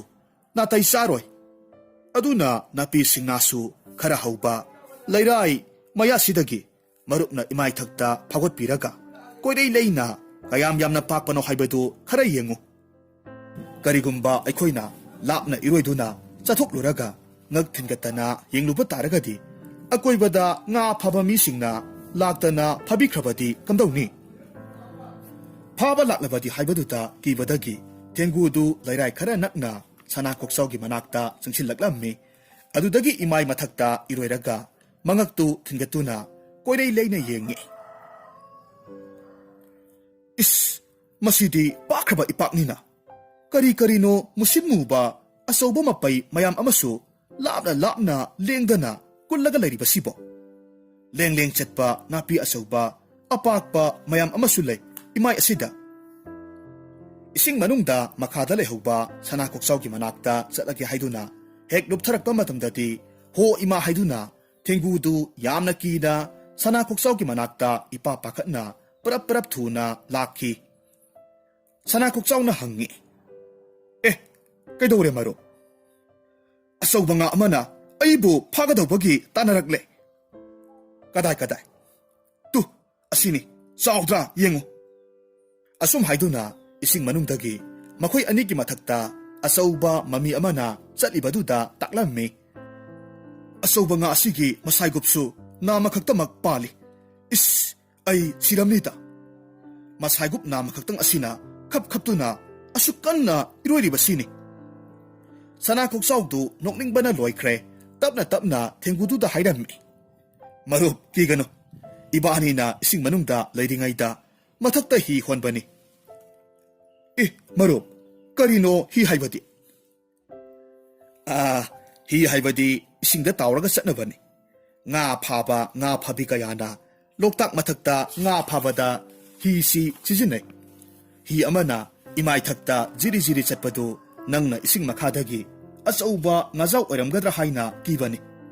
Aduga nangna nga asubagi masaigup nama oiramgani hairibado hi dubu holiba naudu soidanamak oiramni.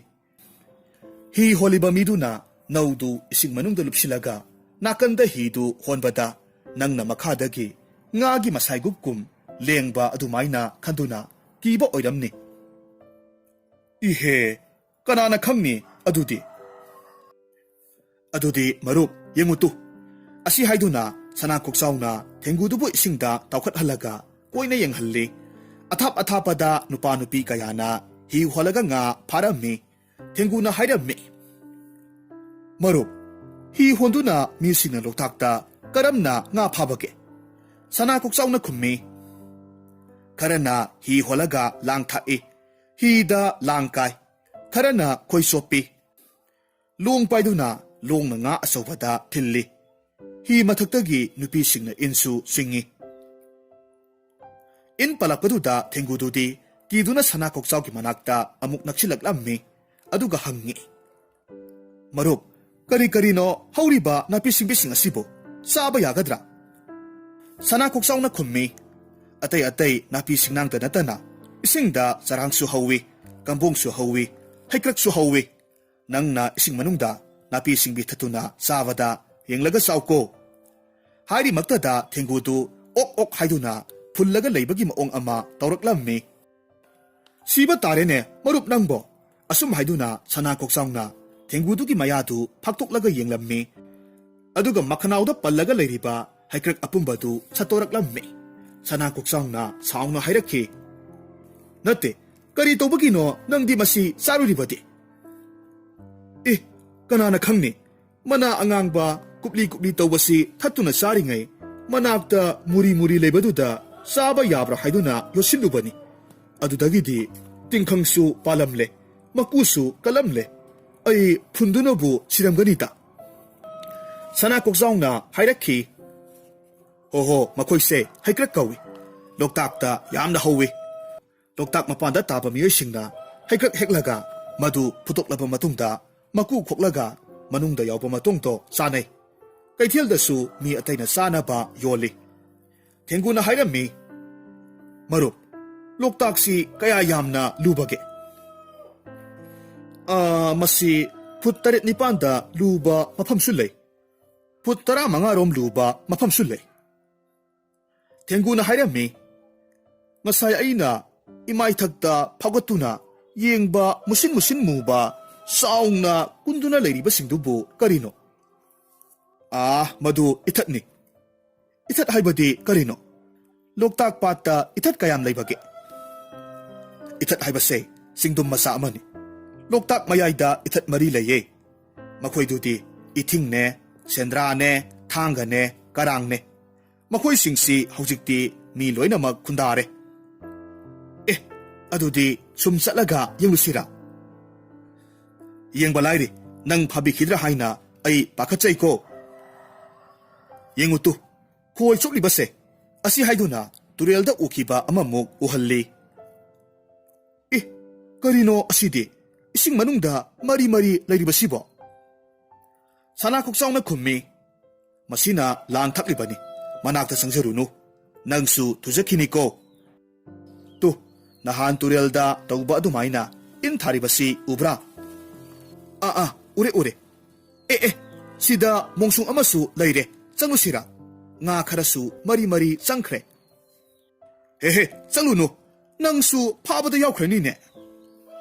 Makhoidu nga phananaba thawoina semba athapum hainabaduni manungda changlaga laikhrabadi nga singdo hayeng phum tawbasingna phakradawba ngaktani mapan thokpa nanghodadana. Thenggudu kibadagi parap senthoraklammi sana koksauna hairammi.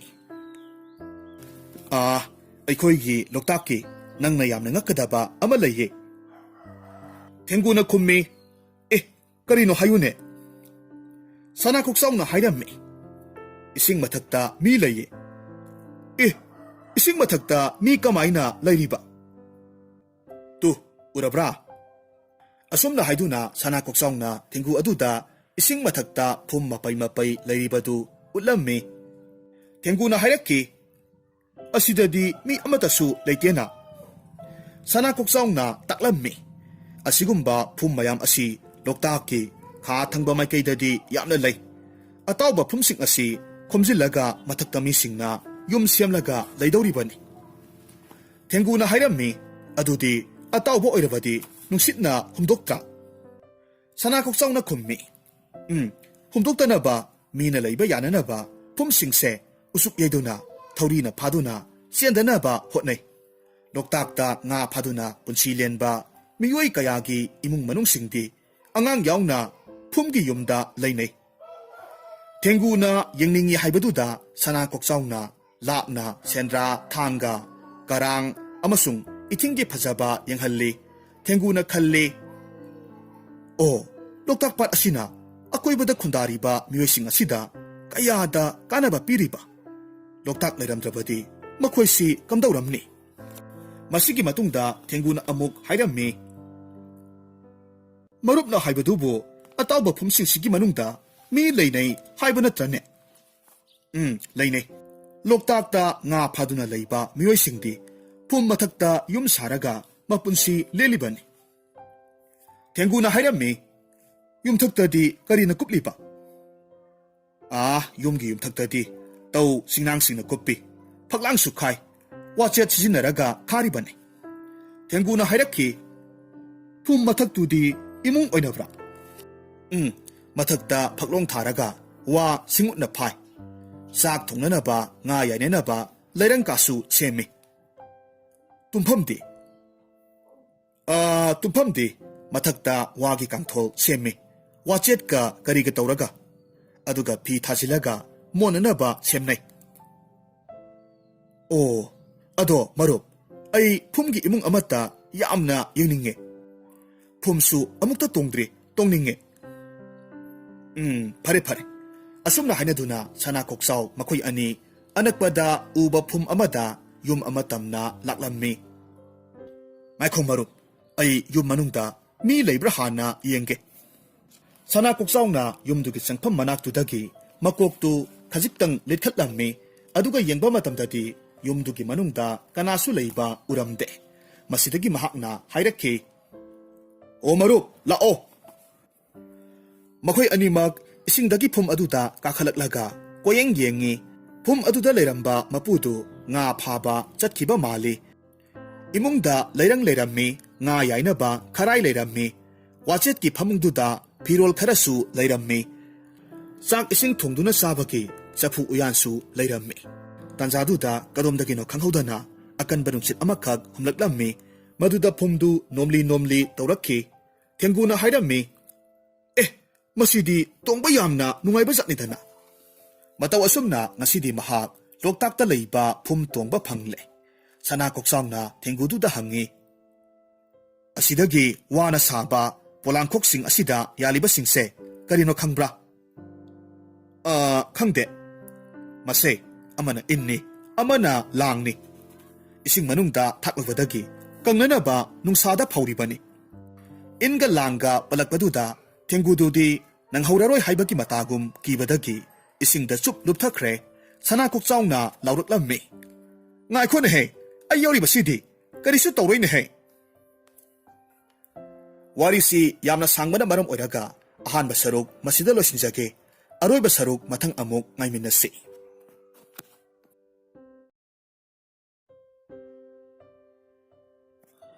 ꯁꯅꯥꯀꯣꯛꯆꯥꯎꯅ ꯀꯤꯔꯕ ꯊꯦꯡꯒꯨꯗꯨꯕు ꯃꯇꯨꯡꯗ ꯇꯥꯟꯅꯔꯝꯃꯤ, ꯑꯗꯨꯒ ꯍꯥꯏꯔꯝꯃꯤ, ꯉꯥꯏꯈꯣꯅꯦ ꯃꯔꯨꯞ꯫ ꯊꯦꯡꯒꯨꯅ ꯈꯨꯝꯂꯛꯏ, ꯇꯨꯔꯦꯟꯗ ꯈꯣꯏ ꯆꯣꯞꯂꯝꯕ, ꯏꯟ ꯊꯥꯔꯝꯕ ꯃꯌꯥꯝꯗꯣ, ꯐꯨꯝ ꯃꯊꯛꯀꯤ ꯏꯟ ꯑꯃꯗꯤ ꯂꯥꯡꯁꯤꯡꯗꯨ ꯎꯔꯨꯕꯗꯒꯤ ꯅꯤꯡꯁꯤꯡꯂꯛꯇꯅ ꯑꯩꯗꯤ ꯄꯪꯀꯤꯗ ꯀꯤꯈ꯭ꯔꯤꯕꯅꯤꯅꯦ꯫ ꯀꯤꯔꯨꯅꯨ, ꯑꯩ ꯌꯥꯎꯔꯤꯕꯁꯤꯗꯤ ꯅꯪꯕꯨ ꯀꯅꯥꯅꯁꯨ ꯐꯥꯍꯜꯂꯣꯏ꯫ ꯑꯩꯅ ꯃꯔꯨꯞꯄꯨ ꯁꯣꯏꯗꯅꯃꯛ ꯀꯟꯅꯤ꯫ ꯑꯗꯣ ꯉꯥꯏꯈꯣꯁꯦ, ꯇꯞꯊꯧ, ꯋꯥ ꯍꯥꯏꯒꯦ꯫ ꯀꯔꯤ ꯋꯥꯅꯣ? ꯅꯍꯥꯛ ꯁꯉꯥꯏ ꯌꯦꯡꯅꯤꯡꯗ꯭ꯔꯣ? Sangay haybadi karino? Masi sirong panba sa makal amani. Adudi kadayda laybage? Kay Bulamzawda. Kay Bulamzawdi kadayda layba? Sana kuksaong na wari lira Loktak layriba ataw bapam singse yamna pakna sando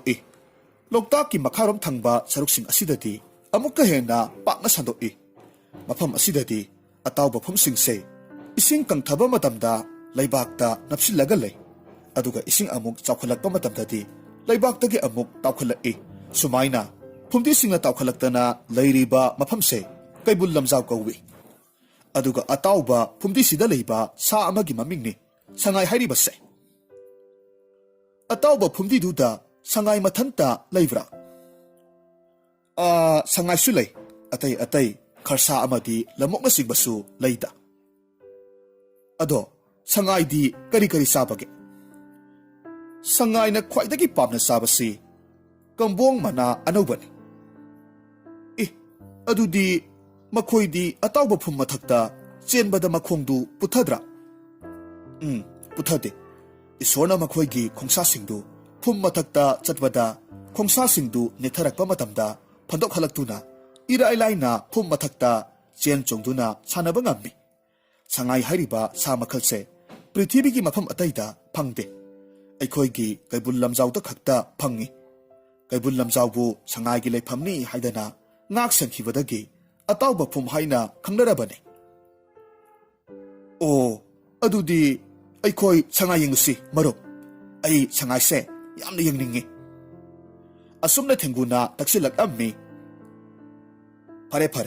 adudi nahat lambida taramba asa athak amata khullaga chaba yadre ko. Karigino marup. Lang thakpa oiramlabadi. Lang palakpaduda thengudu amuk kikre. Magi matung ila hairamlaga sana kuksawdu Kay Bulamzaw romda iroiraklammi. Adudagidi ahangba hiram ama yenglaga mabani tapna sangay lagadaba mafam thiraklammi. Marup thengu Kay Bulamzawdadi mabuk phattaba misingna sangay phananaba makal gi lang thae. Aduna ikoi cheksingadabani ko. Isingda thakpa langdu nataba kangphalda thakpa lang makal su lairibani. Karigino makoyna prithibigi mafam atayda phangdraba sangaybu phananaba honaribasibu.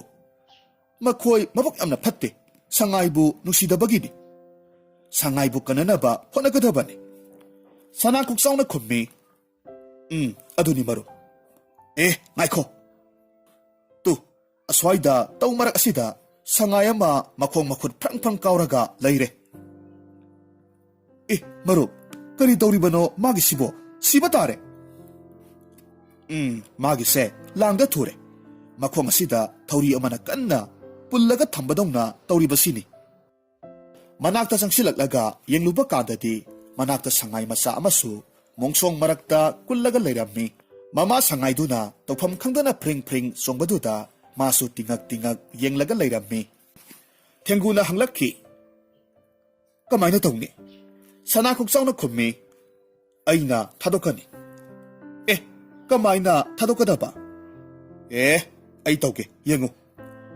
Asi haramlaga ngasay makay thengu oina maga chapminaramba sana kuksawdu nupa masa ama onthorakle. Adudagidi sana kuksawna makutna sangayduki makhongda thuramba thawri singdu lawthokpirammi. Ahanbada sangaydu kirammi adubu mabu kandigadawribani khangbadagira karino tuminna lengdana adumak laikre. Masada thuramba langdu hek lawthokpibadagidi sangay mama masadu hau thaduna harawna senkre. Khara chatlaga leptuna makoyromda amuk hanna yenglaga lay. Thenguna hanglakhi. Marup karigino aikhoyda yenglaklibase? Makoygi hawnabini. Langkhino tumina laikhoko. Aswayda lang thakpa misingdu lumlaga layramba yay. Ay ngasidi makoyda para ama tambidaba yadre. Hari ngasida khara laptakna mi ani ahum tapna lakpagi makhol tarakhi khanghawdana sana kuksawna mi oirabadagi asawba lamok amagi saktam lauraklammi.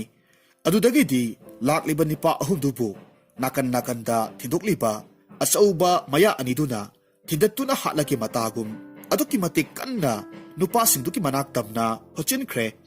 ꯈꯪꯍꯧꯗꯅ ꯃꯣꯡꯁꯣꯡ ꯃꯔꯨꯝꯗꯒꯤ ꯑꯆꯧꯕ ꯂꯝꯑꯣꯛ ꯑꯃꯅ ꯃꯈꯣꯏ ꯇꯝꯅ ꯍꯣꯠꯆꯤꯜꯂꯛꯄꯗꯨꯗ ꯂꯥꯡ ꯊꯥꯛꯂꯝꯕ ꯅꯨꯄꯥ ꯑꯍꯨꯝꯗꯨ ꯃꯥꯏꯀꯩ ꯁꯂꯥꯏ ꯈꯪꯗꯅ ꯀꯥꯏꯔꯒ ꯆꯦꯟꯅꯈ꯭ꯔꯦ꯫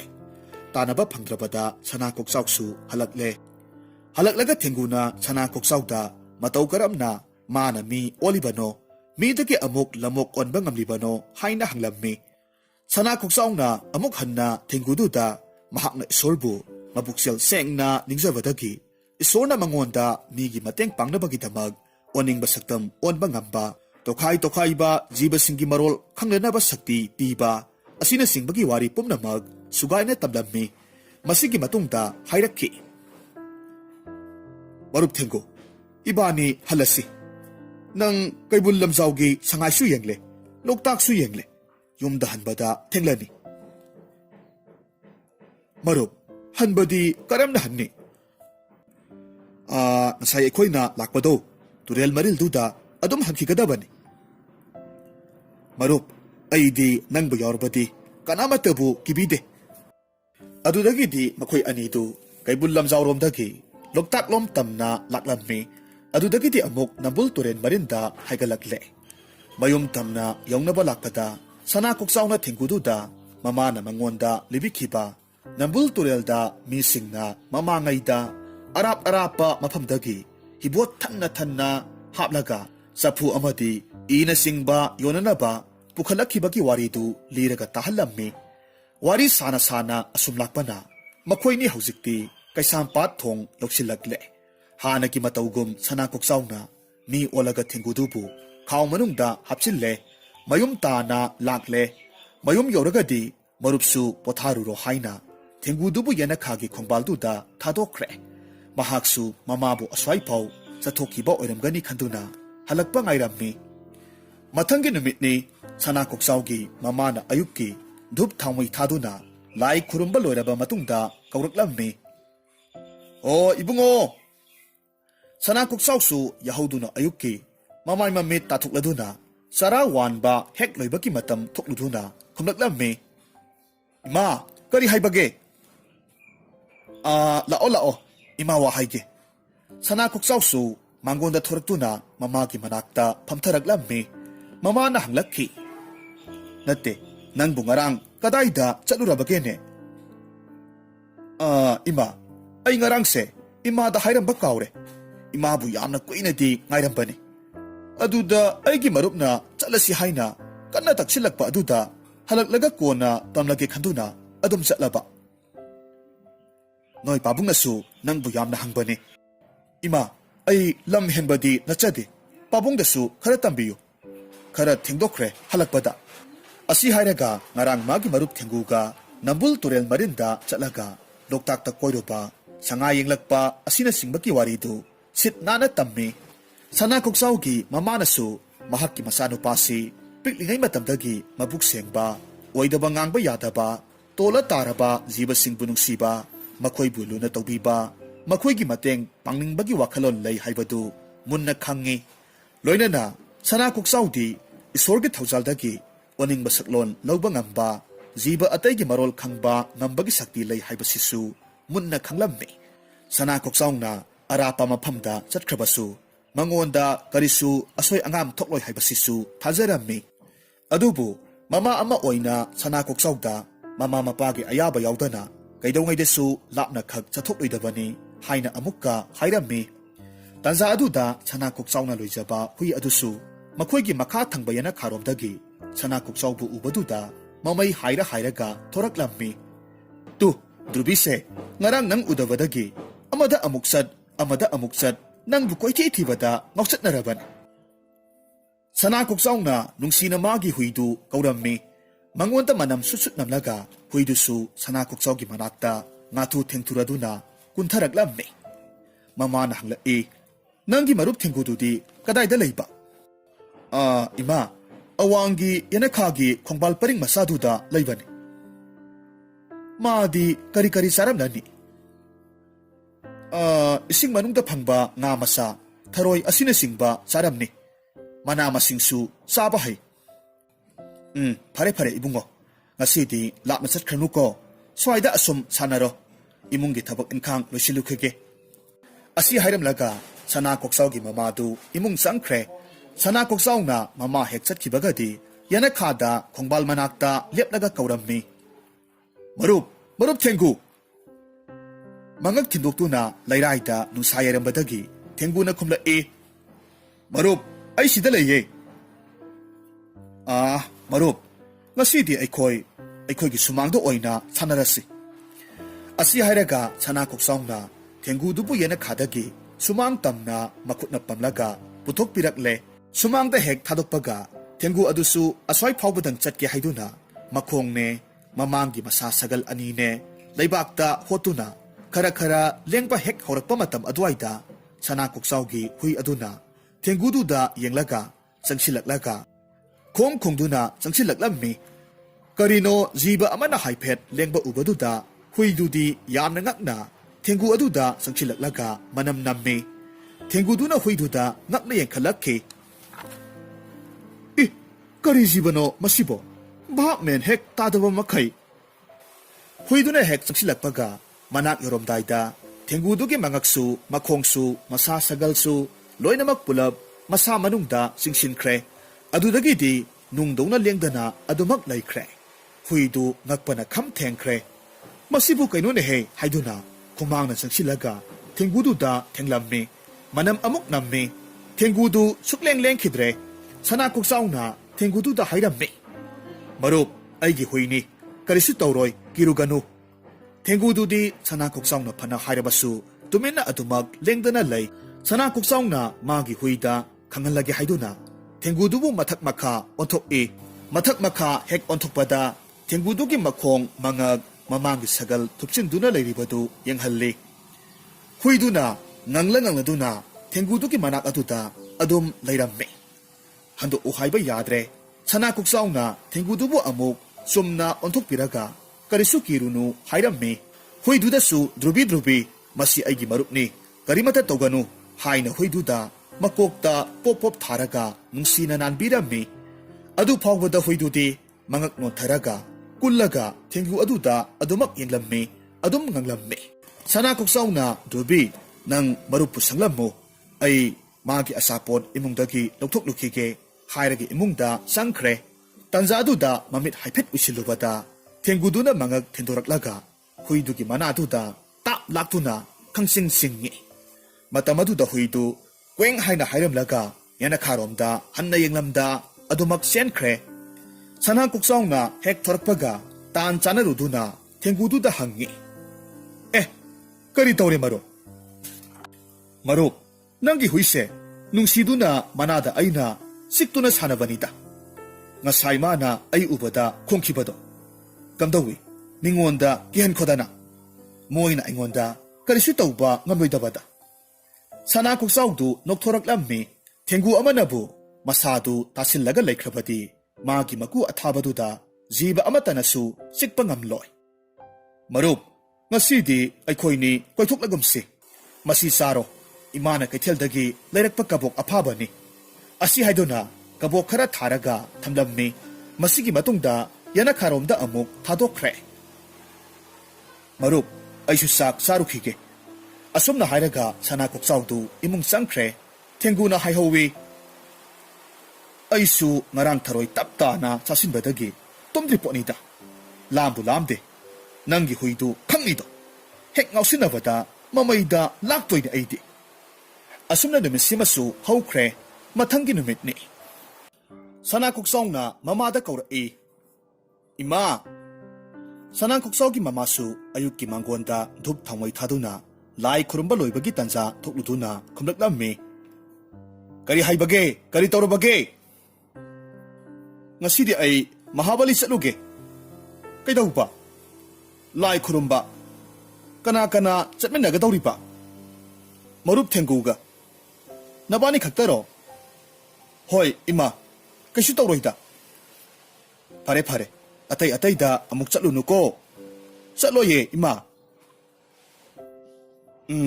iru mai thajaraga phi asengba setlaga chatluro sina lai khurumbada lai da katlu asumna haiduna sana koksawgi mamana sana koksawda ꯁꯦꯟꯖꯣꯏ ꯈꯔ ꯄꯤꯔꯝꯃꯤ꯫ ꯑꯌꯨꯛꯀꯤ ꯆꯥꯛ ꯆꯥꯔꯕ ꯃꯇꯨꯡꯗ ꯁꯅꯥ ꯀꯣꯛꯆꯥꯎꯅ ꯌꯦꯅꯈꯥꯗ ꯊꯣꯔꯛꯂꯒ ꯃꯥꯒꯤ ꯃꯔꯨꯞ ꯊꯦꯡꯒꯨꯗꯨꯗ ꯍꯥꯏꯔꯝꯃꯤ, "ꯍꯣ ꯃꯔꯨꯞ ꯊꯦꯡꯒꯨ,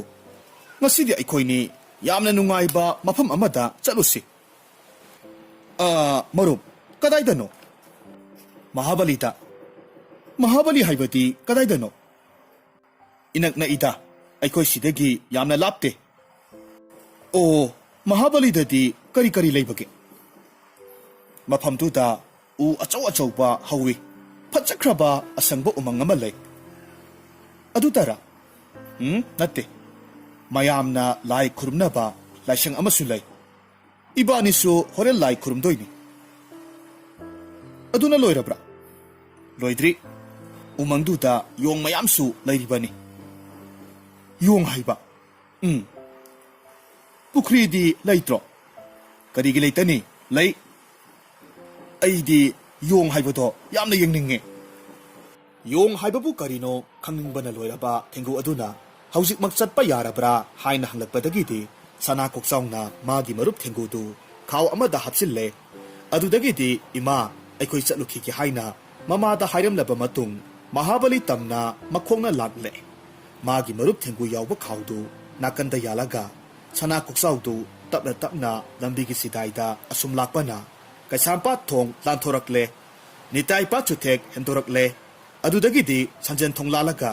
ꯌꯦꯠꯂꯣꯝꯒꯤ ꯇꯣꯔꯕꯥꯟꯗ ꯃꯍꯥꯕꯂꯤ ꯌꯧꯅꯅꯕ ꯂꯥꯛꯂꯦ꯫ ꯃꯇꯝꯗꯨ ꯇꯨꯔꯦꯜ ꯏꯁꯤꯡ ꯀꯌꯥ ꯀꯟꯅ ꯆꯥꯎꯔꯝꯗꯦ꯫ ꯏꯝꯐꯥꯜ ꯇꯨꯔꯦꯜꯒꯤ ꯏꯆꯦꯜꯅ ꯃꯣꯡ ꯍꯥꯗꯅ ꯖꯤꯔꯤ ꯖꯤꯔꯤ ꯃꯈꯥ ꯄꯥꯡꯅ ꯂꯦꯞꯄ ꯂꯩꯇꯅ ꯆꯦꯟꯊꯈꯤ꯫ ꯃꯐꯝ ꯑꯗꯨꯋꯥꯏꯗꯗꯤ ꯉꯥ ꯐꯥꯕ, ꯏꯟ ꯆꯤꯡꯕ ꯀꯅꯥꯃꯇꯁꯨ ꯂꯩꯔꯝꯕ ꯊꯦꯡꯅꯗꯦ꯫ ꯃꯍꯥꯕꯂꯤ ꯎꯃꯪ ꯌꯧꯁꯤꯜꯂꯛꯀꯗꯧꯔꯦ꯫ ꯂꯝꯕꯤꯒꯤ ꯌꯦꯠꯂꯣꯝ ꯊꯪꯕꯗ ꯏꯝꯐꯥꯜ ꯇꯨꯔꯦꯜꯒꯤ ꯇꯣꯔꯕꯥꯟꯂꯣꯝꯗ ꯎꯔꯦ꯫ ꯏꯝꯐꯥꯜ ꯃꯅꯨꯡꯗ ꯂꯩꯕ ꯑꯃꯠꯇ ꯉꯥꯏꯔꯕ ꯑꯆꯧ ꯑꯆꯧꯕ ꯎꯁꯤꯡꯅ ꯀꯨꯡꯅ ꯍꯧꯔꯤꯕ ꯃꯍꯥꯕꯂꯤꯒꯤ ꯎꯃꯪ꯫ ꯎꯃꯪ ꯌꯧꯔꯝꯗꯥꯏꯗ ꯂꯝꯕꯤꯗ ꯃꯆꯤꯟꯖꯥꯛ ꯊꯤꯕ ꯌꯣꯡ ꯈꯔ ꯁꯥꯟꯅꯔꯒ ꯂꯩꯔꯝꯃꯤ꯫ ꯁꯅꯥ ꯀꯣꯛꯆꯥꯎ ꯂꯥꯛꯄ ꯎꯕꯗꯨꯗ ꯌꯣꯡꯁꯤꯡꯗꯨ ꯃꯉꯣꯟꯗ ꯃꯨꯟꯅ ꯌꯦꯡꯂꯛꯂꯝꯃꯤ꯫ ꯍꯥꯏꯔꯤꯕ ꯃꯇꯝ ꯑꯁꯤꯗ ꯈꯥꯎ ꯃꯅꯨꯡꯗꯒꯤ ꯊꯦꯡꯒꯨꯅ ꯂꯥꯎꯔꯛꯈꯤ, "ꯍꯣ ꯏꯇꯥꯎ, ꯌꯧꯗ꯭ꯔꯤꯕꯔꯣ? ꯋꯥꯔꯦꯅꯦ." ꯁꯅꯥ ꯀꯣꯛꯆꯥꯎꯅ ꯈꯨꯝꯃꯤ, "ꯌꯧꯔꯦ ꯌꯧꯔꯦ, ꯆꯞ ꯍꯦꯛ ꯆꯥꯅ ꯍꯪꯂꯛꯏꯗ." ꯅꯨꯃꯤꯠꯇꯨ ꯂꯥꯏꯒꯤ ꯅꯨꯃꯤꯠꯁꯨ ꯇꯥꯔꯝꯗꯦ, ꯑꯗꯨꯅ ꯃꯤ ꯌꯥꯝꯅ ꯇꯤꯜꯂꯝꯗꯦ꯫ ꯀ꯭ꯔꯤꯁꯅ ꯖꯔꯃ, ꯊꯧꯔꯥꯅꯤ ꯖꯔꯃ ꯍꯥꯏꯔꯤꯕ ꯅꯨꯃꯤꯠꯁꯤꯡ ꯑꯁꯤꯗꯗꯤ ꯃꯍꯥꯕꯂꯤꯗ ꯑꯉꯥꯡ ꯅꯨꯄꯥ ꯃꯆꯥ ꯅꯨꯄꯤ ꯃꯆꯥ ꯀꯌꯥ ꯃꯔꯨꯝꯅ ꯀ꯭ꯔꯤꯛ ꯀ꯭ꯔꯤꯛ ꯏꯅꯕ ꯃꯈꯩ ꯂꯥꯏ ꯈꯨꯔꯨꯝꯕ ꯂꯥꯛꯏ꯫ ꯃꯁꯥ ꯁꯣꯟꯗꯝ ꯅꯥꯗꯝꯕ ꯑꯉꯥꯡ ꯀꯌꯥ ꯃꯔꯨꯝꯁꯨ ꯃꯃꯥ ꯃꯄꯥꯒ ꯂꯣꯏꯅꯅ ꯂꯩꯕꯥꯛ ꯄꯣꯛꯄ ꯅꯨꯃꯤꯠꯇ ꯂꯥꯏ ꯈꯨꯔꯨꯝꯕ ꯂꯥꯛꯅꯩ꯫ ꯃꯍꯥꯕꯂꯤꯗ ꯂꯩꯕ ꯌꯣꯡ ꯃꯌꯥꯝ ꯑꯗꯨꯅ ꯆꯦꯟ ꯆꯣꯡꯗꯨꯅ ꯍꯔꯥꯎꯅ ꯁꯥꯟꯅꯕ, ꯂꯩꯕꯥꯛꯇ ꯆꯠꯄ ꯎꯕꯗ ꯁꯣꯟꯗꯝ ꯅꯥꯗꯝꯕ ꯑꯉꯥꯡꯁꯤꯡꯗꯨꯁꯨ ꯃꯄꯨꯛꯅꯤꯡ ꯆꯥꯎꯈꯠꯂꯛꯇꯨꯅ ꯁꯥꯟꯅꯕ ꯄꯥꯝꯂꯛꯄꯗꯒꯤ ꯃꯁꯥ ꯈꯤꯡꯂꯛꯄ ꯑꯣꯏꯔꯤꯕ ꯖꯥꯠꯂꯥ? ꯃꯍꯥꯕꯂꯤ ꯆꯪꯐꯝꯒꯤ ꯑꯣꯏꯔꯣꯝ ꯊꯪꯕꯗ ꯂꯩꯕ ꯁꯤꯔꯤ ꯊꯥꯛ ꯊꯥꯛ ꯂꯩꯕ ꯄꯨꯈ꯭ꯔꯤ ꯃꯆꯥꯗꯨꯒꯤ ꯃꯅꯥꯛꯇ ꯁꯅꯥ ꯀꯣꯛꯆꯥꯎꯅ ꯍꯥꯏꯔꯛꯈꯤ, "ꯃꯔꯨꯞ ꯊꯦꯡꯒꯨ, ꯌꯧꯔꯦ꯫ ꯇꯨ, ꯄꯨꯈ꯭ꯔꯤ ꯃꯆꯥꯁꯤꯒꯤ ꯁꯤꯔꯤ ꯊꯥꯛꯁꯤꯗ ꯏꯁꯤꯡ ꯃꯅꯥꯛ ꯑꯁꯤꯗ ꯅꯍꯥꯛ ꯂꯩꯔꯝꯃꯨ. ꯑꯩ ꯃꯅꯨꯡꯗ ꯂꯥꯏ ꯈꯨꯔꯨꯝꯂꯨꯔꯒ ꯌꯥꯝꯅ ꯊꯨꯅ ꯑꯃꯨꯛ ꯊꯣꯔꯛꯀꯦꯀꯣ." ꯑꯁꯤ ꯍꯥꯏꯔꯝꯂꯒ ꯁꯅꯥ ꯀꯣꯛꯆꯥꯎꯗꯨ ꯃꯅꯨꯡꯒꯤ ꯂꯥꯏꯁꯪꯗ ꯂꯥꯏ ꯈꯨꯔꯨꯝꯕ ꯆꯪꯈ꯭ꯔꯦ꯫ ꯉꯁꯤꯗꯤ ꯃꯤꯁꯨ ꯌꯥꯝꯅ ꯂꯥꯛꯇꯦ꯫ ꯆꯪꯐꯝꯗ ꯂꯩꯕ ꯑꯆꯥꯄꯣꯠ ꯌꯣꯟꯐꯝ ꯃꯅꯥꯛ ꯑꯗꯨꯗ ꯌꯣꯡ ꯃꯌꯥꯝ ꯑꯃꯅ ꯑꯆꯥꯄꯣꯠ ꯈꯨꯜꯂꯒ ꯑꯃꯗꯤ ꯃꯔꯛ ꯃꯔꯛꯇ ꯀꯣꯏꯕ ꯂꯥꯛꯄ ꯃꯤ ꯑꯃꯅꯤꯅ ꯂꯩꯔꯒ ꯊꯥꯕ ꯑꯆꯥꯄꯣꯠꯁꯤꯡꯗꯨ ꯃꯈꯣꯏ ꯃꯌꯥꯝꯅ ꯍꯔꯥꯎꯅ ꯂꯥꯛꯅꯗꯨꯅ ꯆꯥꯅꯔꯤ꯫ ꯊꯦꯡꯒꯨꯗꯨꯅ ꯏꯁꯤꯡ ꯃꯅꯥꯛꯇ ꯁꯤꯔꯤ ꯊꯥꯛ ꯑꯃꯒꯤ ꯃꯊꯛꯇ ꯀꯨꯜꯂꯒ ꯂꯩꯔꯤꯉꯩ ꯌꯣꯡ ꯑꯅꯤꯈꯛ ꯄꯔꯞ ꯄꯔꯞ ꯆꯪꯁꯤꯜꯂꯛꯂꯒ ꯃꯉꯣꯟꯗ ꯌꯦꯡꯂꯒ ꯃꯅꯥꯛꯇ ꯐꯝꯂꯝꯃꯤ꯫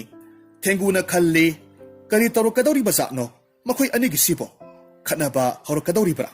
ꯍꯥꯏꯅ ꯌꯣꯡ ꯑꯃꯅ ꯃꯈꯨꯠꯅ ꯃꯥꯒꯤ ꯃꯉꯛꯇꯨ ꯁꯣꯛꯀꯦ ꯇꯧꯔꯛꯏ꯫ ꯊꯦꯡꯒꯨꯅ ꯃꯉꯛ ꯁꯝꯗꯨ ꯐꯠ ꯆꯤꯡꯁꯤꯜꯂꯤ꯫ ꯌꯣꯡꯗꯨ ꯉꯛꯅ ꯌꯦꯡꯂꯒ ꯂꯩ꯫ ꯊꯦꯡꯒꯨꯅ ꯃꯉꯛ ꯆꯤꯡꯁꯤꯟꯈ꯭ꯔꯤꯕ ꯃꯐꯝꯗꯨꯗ ꯌꯣꯡ ꯑꯃꯅ ꯃꯈꯨꯠ ꯑꯣꯏꯗꯨ ꯊꯤꯡꯖꯤꯜꯂꯒ ꯀꯔꯤꯅꯣ ꯈꯪꯅꯅꯕ ꯍꯣꯠꯅꯔꯛꯂꯝꯃꯤ꯫ ꯇꯥꯟꯖꯥ ꯑꯗꯨꯗ "ꯃꯔꯨꯞ, ꯑꯩ ꯂꯥꯛꯂꯦ" ꯍꯥꯏꯗꯨꯅ ꯂꯥꯎꯔꯒ ꯁꯅꯥ ꯀꯣꯛꯆꯥꯎꯗꯨ ꯂꯥꯏ ꯈꯨꯔꯨꯝꯕ ꯂꯣꯏꯔꯕ ꯃꯇꯨꯡ ꯊꯣꯔꯛꯂꯝꯃꯤ꯫ ꯁꯅꯥ ꯀꯣꯛꯆꯥꯎ ꯊꯣꯔꯛꯄ ꯎꯕꯗꯒꯤꯗꯤ ꯌꯣꯡ ꯑꯅꯤꯗꯨ ꯆꯦꯟꯈ꯭ꯔꯦ꯫ ꯑꯗꯨꯗꯒꯤꯗꯤ ꯊꯦꯡꯒꯨꯗꯨꯕꯨ ꯄꯝꯈꯠꯂꯒ ꯅꯥꯀꯜꯗ ꯆꯪꯐꯝ ꯃꯅꯥꯛꯇ ꯂꯩꯕ ꯑꯆꯥꯄꯣꯠ ꯌꯣꯟꯐꯝ ꯄꯣꯠꯐꯝ ꯑꯃꯒꯤ ꯃꯅꯥꯛꯇ ꯃꯈꯣꯏ ꯑꯅꯤꯃꯛ ꯐꯝꯊꯔꯝꯃꯤ꯫ ꯁꯅꯥ ꯀꯣꯛꯆꯥꯎꯅ ꯑꯆꯥꯄꯣꯠ ꯌꯣꯟꯐꯝ ꯃꯅꯥꯛꯇ ꯍꯦꯛ ꯐꯝꯊꯔꯛꯄ ꯃꯇꯝꯗ ꯃꯅꯥꯛ ꯑꯗꯨꯋꯥꯏꯗ ꯂꯩꯔꯝꯕ ꯌꯣꯡ ꯃꯌꯥꯝ ꯑꯃꯁꯨ ꯑꯆꯥꯄꯣꯠ ꯂꯩꯗꯧꯔꯦ ꯈꯪꯗꯨꯅ ꯃꯈꯣꯏꯒꯤ ꯃꯅꯥꯛ ꯇꯝꯅ ꯆꯦꯟꯁꯤꯟꯅꯔꯛꯈꯤ꯫ ꯊꯦꯡꯒꯨꯗꯨꯕꯨ ꯂꯩꯕꯥꯛꯇ ꯊꯝꯂꯒ ꯁꯅꯥ ꯀꯣꯛꯆꯥꯎꯅ ꯍꯥꯏꯔꯛꯏ, ꯃꯔꯨꯞ ꯊꯦꯡꯒꯨ, ꯅꯪ ꯀꯔꯤꯃꯠꯇ ꯀꯤꯒꯅꯨꯀꯣ, ꯑꯩꯁꯨ ꯂꯩꯗꯣꯏꯅꯤ꯫ ꯍꯧꯖꯤꯛꯇꯤ ꯑꯩꯈꯣꯏ ꯌꯣꯡꯁꯤꯡꯁꯤ ꯀꯃꯥꯏ ꯇꯧꯒꯦ ꯍꯥꯏꯕꯗꯣ ꯌꯦꯡꯁꯤ꯫ ꯑꯁꯤ ꯍꯥꯏꯔꯒ ꯁꯅꯥ ꯀꯣꯛꯆꯥꯎꯅ ꯊꯝꯆꯦꯠ ꯈꯔ ꯂꯩꯔꯦ, ꯊꯝꯆꯦꯠ ꯃꯔꯨ ꯈꯔ ꯊꯦꯡꯒꯨꯗꯨꯒꯤ ꯃꯃꯥꯡꯗ ꯃꯥꯅ ꯆꯥꯅꯅꯕ ꯊꯥꯕꯤꯔꯝꯃꯤ꯫ ꯑꯗꯨꯒ ꯃꯥꯅ ꯃꯈꯨꯠꯇ ꯈꯔ ꯄꯥꯏꯔꯒ ꯎꯏ ꯎꯏ ꯍꯥꯏꯅ ꯀꯧꯕ ꯃꯇꯝꯗ ꯅꯥꯀꯟꯗ ꯂꯩꯔꯝꯕ ꯌꯣꯡ ꯃꯌꯥꯝꯗꯨ ꯊꯝꯆꯦꯠ ꯆꯥꯅꯅꯕ ꯍꯨꯞꯆꯤꯟꯅꯔꯛꯂꯝꯃꯤ꯫ ꯈꯨꯗꯛꯇ ꯊꯦꯡꯒꯨꯅ ꯈꯪꯀꯧ ꯀꯧꯔꯛꯈꯤ, ꯁꯅꯥ ꯀꯣꯛꯆꯥꯎ, ꯀꯩꯗꯧꯔꯦ ꯃꯔꯨꯞ? ꯃꯣꯏꯅ ꯑꯩꯒꯤ ꯊꯝꯆꯦꯠ ꯃꯔꯨꯁꯨ ꯂꯥꯛꯈ꯭ꯔꯦ꯫ ꯀꯥꯟꯅꯔꯔꯣꯏ ꯈꯪꯂꯗꯨꯅ ꯁꯅꯥ ꯀꯣꯛꯆꯥꯎꯅ ꯊꯝꯆꯦꯠ ꯈꯔ ꯌꯥꯝꯅ ꯂꯩꯔꯝꯃꯤ꯫ ꯑꯗꯨꯒ ꯈꯣꯛꯇꯣꯛꯂꯒ ꯊꯦꯡꯒꯨꯒꯤ ꯈꯔ ꯃꯃꯥꯡꯗ ꯊꯝꯕꯤꯔꯝꯃꯤ꯫ ꯑꯗꯨꯒ ꯌꯣꯡꯁꯤꯡ ꯑꯗꯨꯒꯤꯁꯨ ꯃꯃꯥꯡꯗ ꯈꯔ ꯊꯥꯕꯤꯔꯒ ꯈꯔꯅ ꯃꯈꯨꯠꯇ ꯍꯥꯞꯄꯤꯔꯦ꯫ ꯉꯁꯤꯗꯤ ꯁꯅꯥ ꯀꯣꯛꯆꯥꯎ ꯍꯔꯥꯎꯕꯅ ꯂꯣꯏꯔꯦ꯫ ꯃꯥꯒꯤ ꯃꯅꯥꯛꯇ ꯌꯣꯡ ꯃꯌꯥꯝꯅ ꯏꯀꯣꯏ ꯀꯣꯏꯅ ꯐꯝꯗꯨꯅ ꯃꯥꯅꯦ, ꯊꯦꯡꯒꯨꯅꯦ, ꯌꯣꯡ ꯃꯌꯥꯝꯅꯦ, ꯃꯌꯥꯝ ꯄꯨꯟꯅ ꯍꯔꯥꯎꯅ ꯊꯝꯆꯦꯠ ꯆꯥꯃꯤꯟꯅꯔꯝꯃꯤ꯫ ꯑꯁꯤꯒꯨꯝꯕ ꯐꯤꯕꯝꯁꯤ ꯃꯍꯥꯛ ꯑꯃꯨꯛꯇ ꯊꯦꯡꯅꯔꯛꯇ꯭ꯔꯤ꯫ ꯊꯦꯡꯒꯨꯗꯨꯁꯨ ꯍꯔꯥꯎꯕꯅ ꯂꯣꯏꯔꯦ꯫ ꯃꯥꯒꯤ ꯃꯄꯨꯟꯁꯤꯗ ꯌꯣꯡ ꯎꯕꯁꯤ ꯉꯁꯤꯅ ꯑꯍꯥꯟꯕꯅꯤ꯫ ꯊꯦꯡꯒꯨꯅ ꯈꯜꯂꯤ, ꯌꯣꯡ ꯍꯥꯏꯕ ꯖꯤꯕꯁꯤꯡꯁꯤꯕꯨ ꯀꯝꯗꯧꯕ ꯖꯥꯠꯅꯣ? ꯃꯈꯨꯠꯅ ꯊꯝꯆꯦꯠ ꯃꯔꯨ ꯂꯧꯈꯠꯂꯒꯁꯨ ꯆꯥꯏ, ꯃꯈꯨꯠ ꯑꯅꯤ ꯃꯈꯣꯡ ꯑꯅꯤꯅ ꯂꯩꯕꯥꯛꯇ ꯅꯝꯂꯒꯁꯨ ꯆꯦꯟꯕꯁꯨ ꯉꯝꯃꯤ, ꯎꯊꯛꯇ ꯐꯟ ꯍꯦꯛꯇꯃꯛ ꯆꯣꯡꯈꯠꯄꯁꯨ ꯉꯝꯃꯤ꯫ ꯌꯦꯡꯒꯦ ꯍꯥꯏꯗꯨꯅ ꯊꯦꯡꯒꯨ ꯑꯗꯨꯅ ꯈꯖꯤꯛꯇꯪ ꯃꯥꯡꯗ ꯆꯠꯈꯠꯅꯕꯒꯤꯗꯃꯛ ꯂꯦꯡꯂꯛꯄ ꯃꯇꯝꯗ ꯃꯅꯥꯛꯇ ꯂꯩꯕ ꯌꯣꯡ ꯃꯆꯥ ꯑꯃꯗꯤ ꯈꯪꯕꯣꯏ ꯀꯔꯤꯕꯣꯏ ꯃꯈꯣꯡꯗꯨ ꯐꯠ ꯆꯤꯡꯊꯣꯛꯇꯨꯅ ꯆꯣꯡꯊꯣꯛꯂꯛꯂꯒ ꯊꯦꯡꯒꯨꯗꯨꯗ ꯌꯦꯡꯂꯒ ꯂꯩ꯫ ꯊꯦꯡꯒꯨꯗꯨꯅ ꯌꯣꯡꯗꯨ ꯇꯞꯅ ꯆꯪꯁꯤꯜꯂꯤ꯫ ꯁꯅꯥ ꯀꯣꯛꯆꯥꯎꯅ ꯌꯣꯡ ꯃꯆꯥꯗꯨꯕꯨ ꯇꯞꯅ ꯅꯥꯟꯕꯤꯔꯒ ꯊꯦꯡꯒꯨꯗꯨꯒꯤ ꯃꯊꯛꯇ ꯐꯝꯍꯜꯂꯤ꯫ ꯑꯗꯨꯒ ꯊꯦꯡꯒꯨꯗꯨꯕꯨ ꯆꯠꯅꯕ ꯍꯥꯏꯔꯝꯃꯤ꯫ ꯊꯦꯡꯒꯨꯅꯁꯨ ꯉꯁꯤꯗꯤ ꯇꯣꯡꯍꯜꯂꯒꯦ ꯈꯟꯗꯨꯅ ꯇꯞꯅ ꯆꯠꯄ ꯍꯧꯔꯛꯄ ꯃꯇꯝꯗ ꯑꯍꯥꯟꯕꯗꯗꯤ ꯌꯣꯡꯗꯨ ꯌꯥꯝꯅ ꯀꯤꯔꯝꯃꯤ꯫ ꯑꯗꯨꯕꯨ ꯀꯔꯤꯁꯨ ꯇꯧꯗꯦ ꯈꯪꯕꯗꯒꯤꯗꯤ ꯌꯣꯡ ꯃꯌꯥꯝꯗꯨ ꯃꯈꯨꯠꯅ ꯊꯦꯡꯒꯨꯗꯨꯒꯤ ꯃꯅꯪꯒꯟꯗ ꯄꯥꯏꯔꯒ ꯀꯣꯏꯆꯠ ꯆꯠꯇꯨꯅ ꯇꯣꯡꯕ ꯍꯧꯔꯛꯂꯦ꯫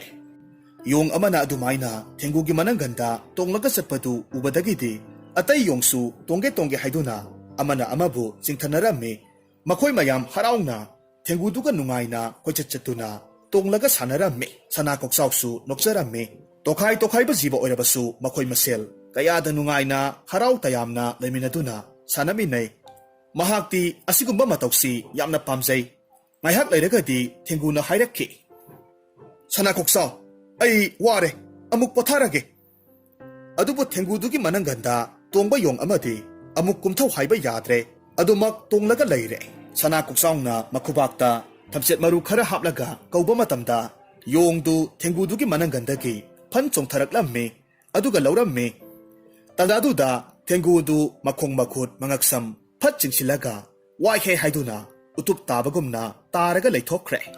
ꯁꯅꯥ ꯀꯣꯛꯆꯥꯎꯒꯤ ꯃꯈꯨꯠꯇꯒꯤ ꯂꯥꯛꯂꯒ ꯊꯝꯆꯦꯠ ꯃꯔꯨꯗꯨ ꯆꯥꯕ ꯂꯣꯏꯔꯕ ꯃꯇꯨꯡ ꯌꯣꯡ ꯑꯃꯅ ꯑꯃꯨꯛ ꯊꯦꯡꯒꯨꯗꯨꯒꯤ ꯃꯊꯛꯇ ꯇꯣꯡꯅꯕ ꯆꯣꯡꯈꯠꯀꯦ ꯇꯧꯕ ꯃꯇꯝꯗꯗꯤ ꯊꯦꯡꯒꯨꯗꯨ ꯇꯨꯄꯛ ꯇꯥꯁꯤꯟꯗꯨꯅ ꯁꯨꯡꯂꯦꯡ ꯂꯦꯡꯗꯅ ꯂꯩꯔꯝꯕꯗꯨꯗ ꯌꯣꯡꯗꯨ ꯉꯛꯄꯅ ꯈꯝ ꯊꯦꯡꯈ꯭ꯔꯦ꯫ ꯃꯈꯨꯠ ꯑꯣꯏꯗꯨꯅ ꯊꯦꯡꯒꯨꯗꯨꯗ ꯁꯣꯛꯇꯨꯅ ꯌꯦꯡꯕꯗ ꯁꯨꯛꯂꯦꯡ ꯂꯦꯡꯗ꯭ꯔꯕ ꯑꯗꯨꯗ ꯍꯟꯅ ꯌꯦꯡꯂꯝꯂꯒ ꯌꯨꯝꯊꯛꯇ ꯐꯟ ꯆꯣꯡꯈꯠꯈ꯭ꯔꯦ꯫